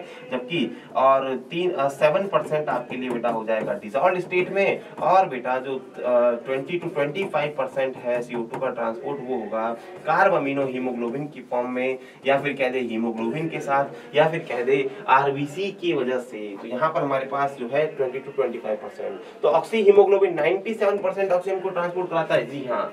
कार्ब अमीनो हीमोग्लोबिन के रूप में 20 से 25% CO2 ट्रेवल करती है, जी हाँ। बाइकार्बोनेट की फॉर्म में 70% CO2 ट्रेवल करती है, जी हाँ। डिसॉल्व्ड स्टेट इन प्लाज्मा में 3% ऑफ CO2 नहीं 7% होना चाहिए था, ये इनकरेक्ट हो गया। वो जो डाटा दिया गया है 3% वो ऑक्सीजन का है। तो 171 का करेक्ट आंसर फोर्थ ऑप्शन जो इनकरेक्ट दिया गया है। आगे आइए, find out the incorrect statement, हमको गलत बताना है बेटा। During atrial systole the flow of blood to the ventricle increases by 30%। जी हाँ, बिल्कुल सही बात है। एट्रियल सिस्टोल, जब भी एट्रियास कॉन्ट्रैक्ट होते हैं तो ब्लड फ्लो जो जा रहा होगा वेंट्रिकल्स में 30% इंक्रीज हो जाता है। बिल्कुल सही बात है बेटा, आपने पढ़ा होगा इस पॉइंट को। आगे देखेंगे the cardiac output of an athlete will be much higher than that of ordinary man. जी हाँ, ये भी बिल्कुल सही है। जो एथलीट है उसने अपनी हार्ट कार्डियक मसल्स को बहुत तरीके से डेवलप किया है बेटा, बार बार जो है उसने प्रैक्टिस की चीजों को, अपने एक्सरसाइजिंग की, तो उस दौरान उसका फिजिकल जो ग्रोथ है वो अच्छा हुआ और उसके साथ साथ उसकी मस्कुलरिटी भी कहीं ना कहीं इंक्रीज हो गई। तो ऐसे ही कार्डियक मसल भी उसमें कहीं ना कहीं ज्यादा एफिशिएंट हो गई और उस दौरान कम बार पंप करके इतनी मजबूत उसकी मसल हो गई कि कम बार जो है कहीं ना कहीं पंप करके भी वो अपनी बॉडी की नीड्स को, बॉडी की जो नीड्स हैं, जरूरतें हैं, उनको पूरा कर सकता है। तो बेटा जो एथलीट होता है उसके अंदर बेटा जो कार्डियक आउटपुट है वो बढ़ जाती है क्योंकि मसल्स दमदार हो जाती है और उस कारण से कम बार पंप करके भी बेटा कहीं ना कहीं वो जो है अपनी बॉडी की नीड्स को पूरा कर सकता है। सर कम बार पंप करेगा इसका मतलब क्या? जब हार्ट बीट रेट जो है वो कहीं ना कहीं कम हो जाएगी, लेकिन स्ट्रोक वॉल्यूम जो है वो काफी हद तक बढ़ जाएगी। तो इस कारण से बेटा जो ओवरऑल उसका कार्डियक आउटपुट है वो ज्यादा देखने को मिलेगा। हार्ट बीट रेट भले ही कम हो जाए या फिर आप कहें कि उतनी ही है मान लीजिए हार्ट बीट, तो उस दौरान बेटा जो है पंपिंग जो है हार्ट की वो मोर एफिशिएंट हो जाती है, तो ज्यादा ब्लड पंप होता है, स्ट्रोक वॉल्यूम इंक्रीज होती है बेटा। स्ट्रोक वॉल्यूम पे आपको मेन ध्यान रखना है, तो कार्डियक आउटपुट भी इंक्रीज हो जाएगी। अगला देखेंगे, our body has ability to alter stroke volume in cardiac output. जी हाँ, बिल्कुल सही है। हमारी बॉडी के पास ऑटोनोमस नर्वस सिस्टम है जो मेडुला ओब्लोंगेटा के थ्रू कहीं ना कहीं इंस्ट्रक्शंस पे काम करेगा और बेटा जरूरत पड़ने पर स्ट्रोक वॉल्यूम और कार्डियक वॉल्यूम को, कार्डियक आउटपुट को अल्टर करने में मदद करेगा। अगला देखिए, the atrium and ventricle of same side separated by thick muscular septum known as atrioventricular septum. जी नहीं, अगर आप यहाँ बात करें तो ये सेप्टा आपके पास पर्टिकुलर है, जिसे आप क्या कहते हैं, इसे आप कहते हैं बेटा दो एट्रिया का बीच का सेप्टा यानी इंट्रा एट्रियल सेप्टा। ये इंट्रा एट्रियल सेप्टा है, ये थिन होता है और थिन के साथ साथ बेटा मस्कुलर होगा नेचर में। एनसीईआरटी में बातें दी गई है बेटा। इधर देखिए, ये है इंटरवेंट्रिकुलर, दो वेंट्रिकल के बीच का सेप्टा है इंटरवेंट्रिकुलर सेप्टा, और ये बेटा थिक होता है और थिक के साथ साथ मस्कुलर होगा नेचर में। जबकि आप अगर इसे देखें, ये है बेटा atrioventricular septa, left right atrioventricular septa ये है और लेफ्ट एट्रियोवेंट्रिकुलर सेप्टा ये है।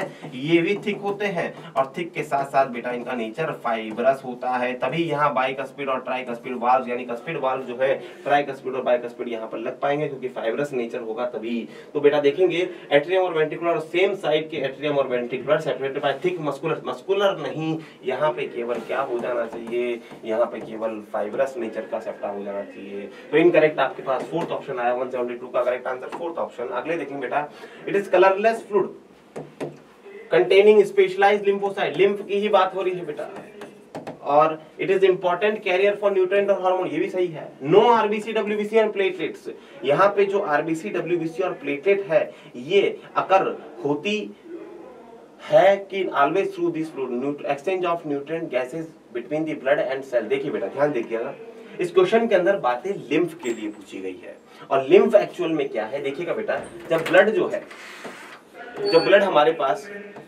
किसी टिश्यू के पास बेटा कुछ चीजें लेके आया है, जैसे ऑक्सीजन लेके आया, ग्लूकोज वगैरह लेके आया, तो उसको इस टिश्यू फ्लूइड में डाल देता है। कितनी देर में? टिश्यू फ्लूइड में डाल देता है। और टिश्यू फ्लूइड जो है वो कहां से बना? टिश्यू फ्लूइड बेटा ब्लड से ही निकल के आया है और बेटा इस टिश्यू फ्लूइड का 90% हिस्सा तो वापस लौट जाता है, लेकिन 10% हिस्सा लिम्फेटिक वेसल्स में एंटर हो जाता है और उसी को ही हम बेटा कहीं ना कहीं कहते हैं लिम्फेटिक सिस्टम में एंटर वाले फ्लूइड को, एंट्री मारने वाले फ्लूइड को लिम्फ कहते हैं।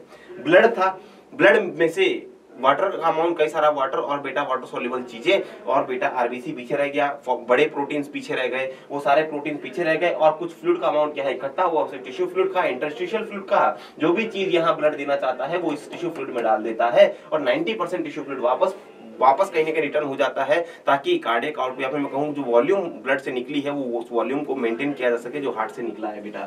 तो वॉल्यूम को वापस मेंटेन करने के लिए 90% वापस चला गया और 10% बेटा लिम्फ के फॉर्म में लिम्फ वेसल में चला गया। तो ये पॉइंट हमें पूछ रहा है लिम्फ के बारे में, और लिम्फ के लिए जो है ये करेक्ट हो जाएगा पहला कि स्पेशलाइज्ड लिम्फोसाइट है। दूसरा इंपॉर्टेंट कैरियर फॉर न्यूट्रिएंट और हार्मोन, ये भी करेक्ट हो जाएगा अपने लिम्फ के लिए जो 10% इधर है। आगे देखेंगे, it has no RBC WBC and plate, platelets. यहाँ पे जो नो आरबीसी डब्ल्यूबीसी और प्लेटलेट लिखा है बेटा, डब्ल्यूबीसी तो पाए जाते हैं, तभी तो आप कह रहे हैं लिम्फोसाइट होता है, तो ये पॉइंट गलत हो गया। डब्ल्यूबीसी पाए जाएंगे, प्लेटलेट्स भी पाए जाएंगे कुछ हद तक। आगे देखेंगे exchange of nutrient gases between blood and this cells always occur through this food. जी नहीं, ये बात लिखी है किसके लिए? टिश्यू फ्लूइड के लिए, ना कि लिम्फ के लिए। ये टिश्यू फ्लूइड का काम है जो यहाँ लिखा गया है डी पॉइंट में। डी पॉइंट सही है लेकिन लिम्फ के लिए सही नहीं, टिश्यू फ्लूइड के लिए सही है। तो यहाँ पर आप देखेंगे करेक्ट आपसे पूछा था और करेक्ट आपके कितने स्टेटमेंट हो गए? 2। 172 173 का correct answer first option 2 statement. इसके आगे देखेंगे बेटा, ये इनकरेक्ट हो गया इसमें। आगे हमारे पास आया रीड द फॉलोइंग स्टेटमेंट। हमें कुछ स्टेटमेंट दिए गए हैं, आइए पढ़ते हैं क्या क्या दिया है। Respiratory rhythm centre and pneumotaxic centre present in pons and medulla region of respective. नहीं, रेस्पिरेटरी रिदम सेंटर तो है मेडुला ऑब्लोंगेटा और न्यूमोटैक्सिक सेंटर है पोन्स, जबकि इन्होंने उल्टा दे दिया है, पोन्स को पहले और मेडुला को पहले बाद में रख दिया है, ये गलत हो गया। अगला देखिए, chemosensitive areas highly sensitive for CO2 और हाइड्रोजन। जी हाँ, बिल्कुल सही बात है, हाईली सेंसिटिव होता है और इसी की कंसंट्रेशन बढ़ने पर ये सिग्नल भेज देता है बेटा मेडुला ऑब्लोंगेटा यानी चीफ रेस्पिरेटरी रिदम सेंटर को। आगे देखेंगे role of oxygen in the regulation of respiratory rhythms quite insignificant. जी हाँ, बिल्कुल सही बात है, बी भी सही, सी भी सही है। और डी बेटा, receptor associated with aortic arch and carotid artery can recognise the changes in H2O and CO2 H+ and CO2 concentration. तो यहाँ पर ये बात भी बिल्कुल करेक्ट है। ये सारे पॉइंट्स आपके रेगुलेशन ऑफ ब्रीथिंग से रिलेटेड है। आपको मतलब कहीं ना कहीं आपने पढ़ा होगा और उसमें जाना होगा कि कीमोसेंसिटिव एरिया जो कि CSF में CO2 और हाइड्रोजन आयन की कंसंट्रेशन को चेक करता है, जबकि रिसेप्टर जो कैरोटिड आर्टरी और एओर्टिक आर्च में है वो भी कहीं ना कहीं CO2 और H+ पे नजर रखते हैं, वो भी ऑक्सीजनेटेड यानी आर्टीरियल ब्लड के अंदर। तो इनका अमाउंट जैसे ही बढ़ता है तुरंत बेटा सिग्नल भेज देते हैं मेडुला ऑब्लोंगेटा के पास और फर्दर जो भी काम करवाना है वो काम परफॉर्म होता है। और बेटा जो ऑक्सीजन का रोल है वो काफी हद तक बेटा इनसिग्निफिकेंट है, बहुत नाम मात्र है किसके बेटा रेगुलेशन ऑफ ब्रीदिंग में। तो आप यहाँ पर देखेंगे 174 में जो करेक्ट है बेटा वो करेक्ट पॉइंट आपके पास हो जाता है 1, 2 और 3। 3 यहाँ पर करेक्ट है तो थर्ड वाला ऑप्शन आपका करेक्ट हो जाएगा। 174 के बाद 75 which of the following is incorrectly matched? Thrombocyte blood coagulation से रिलेटेड है, जी हाँ। प्लेटलेट्स, बेसोफिल, सीक्रेट हिस्टामिन, जी हाँ, बिल्कुल सही बात है। न्यूट्रोफिल अग्रेनुलर फैगोसाइट, नहीं, न्यूट्रोफिल तो ग्रेनुलर वाले WBC होते हैं बेटा। न्यूट्रोफिल, एसिडोफिल, बेसोफिल ग्रेनुलोसाइट्स है बेटा, ये ग्रेनुलर नहीं है, ये इनकरेक्ट हो गया, यही आंसर है। और इओसिनोफिल रेसिस्ट इन्फेक्शन, जी हाँ, और एलर्जिक रिएक्शंस में भी इन्वॉल्व होते हैं। 175 का करेक्ट आंसर थर्ड ऑप्शन। 2 हमारे पास स्टेटमेंट दिए गए हैं, आइए देखते हैं। The volume of air remains in the lung after normal inspiration. देखिएगा बेटा, अगर मैं यहाँ पर चारों वॉल्यूम्स लिख दूं, IRV ये इसका अमाउंट इतना, फिर हमारे पास आया टाइडल वॉल्यूम, फिर हमारे पास आया ERV यानी एक्सपायरेटरी रिजर्व वॉल्यूम, और यहाँ हमारे पास आया रिजर्व वॉल्यूम जो हमेशा लंग्स के अंदर भरी हुई है। आइए देखते हैं किस इंस्टेंट की बात की गई है। उन्होंने कहा आफ्टर नॉर्मल इंस्पायरेशन।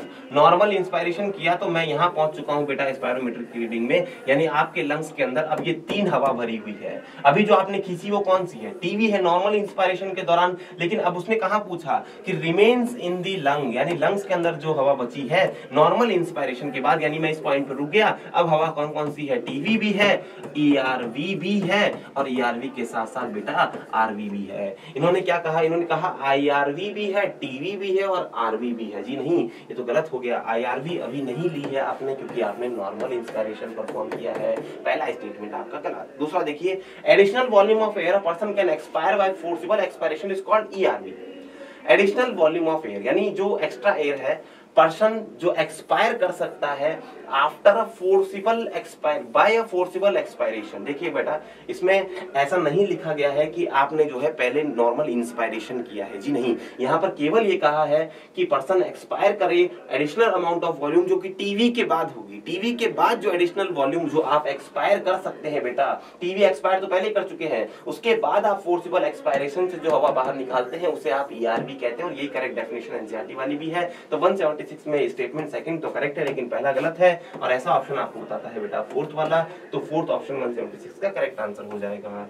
आगे ये बेटा मैच द फॉलोइंग FRC। देखिए बेटा, जब भी आपके सामने वॉल्यूम और कैपेसिटी के सवाल आते हैं तो जैसे मैं बना रहा हूं वैसे ही आपको जो है टीवी, IRV, फिर उसके बाद बेटा ERV जो नॉर्मल फोर्सफुल एक्सपायरेशन के दौरान बाहर निकलेगी, और एक हमेशा RV जो लंग्स के अंदर प्रेजेंट होगी। ये तो नॉर्मल इंस्पायरेशन, नॉर्मल एक्सपायरेशन के दौरान, ये फोर्सिबल एक्सपायरेशन, ये फोर्सिबल इंस्पायरेशन, ये फोर्सिबल एक्सपायरेशन, और ये जो हमेशा लंग्स के अंदर मौजूद है। अब ध्यान दीजिएगा, इन्होंने कहा FRC मतलब जब आप कहीं ना कहीं नॉर्मल एक्सपायरेशन कर दें तो नॉर्मल एक्सपायरेशन के बाद जो हवा आपके फेफड़ों में बची है, कौन सी बची है सर? एक तो वो जो हमेशा लंग्स के अंदर मौजूद है जिसे आप RV कहते हैं, और एक वो जिसको आप फोर्सिबली बाहर निकाल सकते हैं। ERV प्लस RV ये आपका रिप्रेजेंट करता है FRC वो अमाउंट ऑफ वॉल्यूम जो लंग्स में बच गई है। कब बच गई है? नॉर्मल एक्सपायरेशन के बाद। नॉर्मल एक्सपायरेशन के बाद आप कहां पहुंचे? यहाँ, और यहाँ आपको हवा कौन सी दिखी? एक तो वो जो फोर्सिबल एक्सपायरेशन से बाहर निकाली जाती है, और एक वो जो हमेशा लंग्स के अंदर प्रेजेंट होती है। तो इसी में आप FRC जो है वो देख सकते हैं कि FRC में आपके पास कहीं ना कहीं यहाँ पर ERV और RV करेक्ट हो जाएगा। तो A के लिए आपका हो गया बेटा सेकंड वाला मैचिंग। IC क्या है? IC इंस्पायरेटरी कैपेसिटी है। नॉर्मल एक्सपायरेशन के बाद फोर्सिबल एक्सपायरेशन के दौरान जो अमाउंट ऑफ वॉल्यूम अंदर गई, कौन सी गई? नॉर्मल एक्सपायरेशन के बाद फोर्सिबल इंस्पायरेशन। तो यहाँ पर TV अंदर गई होगी और साथ ही IRV अंदर गई होगी। तो IC माने बेटा IRV प्लस TV, और IRV प्लस TV आपको दी है थर्ड वाले पॉइंट पे। तो B का हो जाएगा थर्ड। अगला देखेंगे VC, vital capacity. Vital capacity की डेफिनेशन कहती है कि वाइटल कैपेसिटी माने जब आपने फोर्सिबल एक्सपायरेशन किया, मान लो आप यहाँ थे, यहाँ से फोर्सिबल एक्सपायरेशन किया, यानी आप इस पॉइंट पे पहुंचे। फोर्सिबल एक्सपायरेशन करने के बाद आपने खींच के सांस अंदर लिया, और खींच के सांस अंदर लेते समय जो वॉल्यूम आपके लंग्स के अंदर गई वही वाइटल कैपेसिटी कहलाती है। आपने फोर्सफुल एक्सपायरेशन के बाद फोर्सफुल इंस्पायरेशन परफॉर्म किया, तो जो वॉल्यूम आपके लंग्स के अंदर गई, यानी ERV, TV और IRV, ये बेटा कहीं ना कहीं वाइटल कैपेसिटी को रिप्रेजेंट करती है। या फिर एक और डेफिनेशन इसकी है कि आपने फोर्सिबल इंस्पायरेशन किया, उसके बाद जब फोर्सिबल एक्सपायरेशन किया तो जो हवा बाहर निकली, बाहर कौन निकली? IRV, TV और ERV। फोर्सफुल इंस्पायरेशन के बाद फोर्सफुल एक्सपायरेशन करते समय जो हवा बाहर निकली होगी, या फिर सीधे बच्चे रट भी लेते हैं कि IRV plus TV plus ERV is known as vital capacity. और वाइटल कैपेसिटी के लिए यहाँ पर हमारे पास करेक्ट जो मैचिंग है वो हो जाता है बेटा IC। यहाँ IC इन्होंने दिखा दिया, यानी IRV प्लस TV दिखा दिया। तो C के लिए हमारे पास फर्स्ट हो जाएगा। आगे ये बेटा टोटल लंग कैपेसिटी, यानी वाइटल कैपेसिटी फर्स्ट, ये वाइटल कैपेसिटी हो गई, और RV को ऐड करते ही इसमें हमारे पास टोटल लंग कैपेसिटी आ गई। बेटा टोटल लंग कैपेसिटी की डेफिनेशन देखिएगा।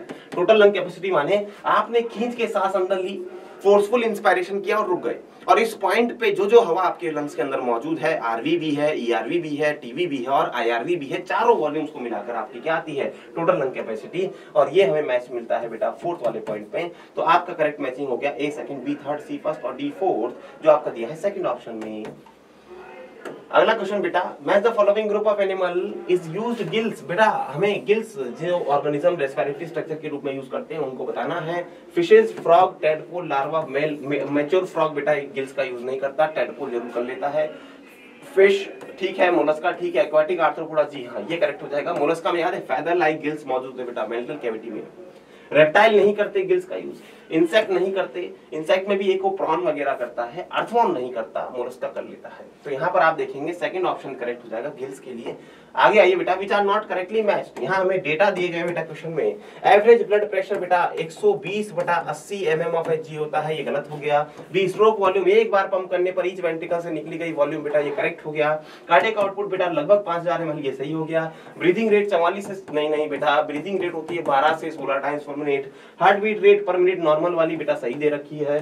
Duration of cardiac output 0.8 second बिल्कुल सही दे रखा है। तो आपके पास यहाँ पर पूछा गया है नॉट करेक्टली मैच, और नॉट करेक्टली मैच में A और D आपका करेक्ट हो जाएगा जो दिया है थर्ड ऑप्शन में। तो 179 का करेक्ट आंसर थर्ड ऑप्शन बेटा। आगे ये दो स्टेटमेंट अपने पास है। पहला statement, fibrins are produced by conversion of inactive fibrinogen in the plasma in the presence of enzyme thrombin. Enzyme thrombin की यहाँ बात की गई है, और कन्वर्जन किसका किया गया है? कन्वर्जन है फाइब्रिनोजन का किस में, फाइब्रिन में। और ये किसने किया होगा बेटा, जब ऊपर थ्रोम्बिन कन्वर्ट हुआ होगा, प्रोथ्रोम्बिन से थ्रोम्बिन जो कन्वर्ट हुआ होगा, उसी ने बेटा आगे फाइब्रिनोजन को फाइब्रिन में ये जाली लाइक स्ट्रक्चर बने और इसी में फंस गए फॉर्म्ड एलिमेंट्स और साथ ही बेटा प्लेटलेट्स, और उससे बेटा आपकी जो ब्लड वेसल है वो उसका जो लीकेज है, ब्लड का लीकेज वो रुक जाएगा और कोगुलेशन हो जाएगा। तो मेन 3 स्टेप ही तो थे। सबसे पहले हमारे पास प्रोथ्रोम्बिनेज या थ्रोम्बोकाइनेज कॉम्प्लेक्स हमको बनाना है, वो बेटा कहीं ना कहीं हिपैरिन को डीएक्टिवेट करेगा, साथ ही कैल्शियम्स को लेके आएगा। फिर बेटा हमारे पास जो है एंजाइम कॉम्प्लेक्स बनने के बाद प्रोथ्रोम्बिन को थ्रोम्बिन में कन्वर्जन और थ्रोम्बिन बेटा फाइब्रिनोजन का फाइब्रिन में कन्वर्जन और हमारे पास ब्लड क्लॉटिंग नजर आ गई। तो पहला तो ट्रू है। अगला, reduction in leukocyte count can lead to clotting disorders and excessive, नहीं ल्यूकोसाइट नहीं, थ्रोम्बोसाइट यानी प्लेटलेट्स की कमी पर बेटा कहीं ना कहीं होता है क्लॉटिंग डिसऑर्डर्स। तो यहाँ पर हमारे पास करेक्ट हो जाएगा फर्स्ट वाला और इनकरेक्ट हो जाएगा सेकंड वाला। 180 का करेक्ट आंसर हो गया बेटा थर्ड ऑप्शन जो कि दिया गया है, फर्स्ट ट्रू और सेकंड फॉल्स। तो इसी के साथ आपके डिस्कशन खत्म होते हैं। सभी को थैंक यू बेटा, धन्यवाद।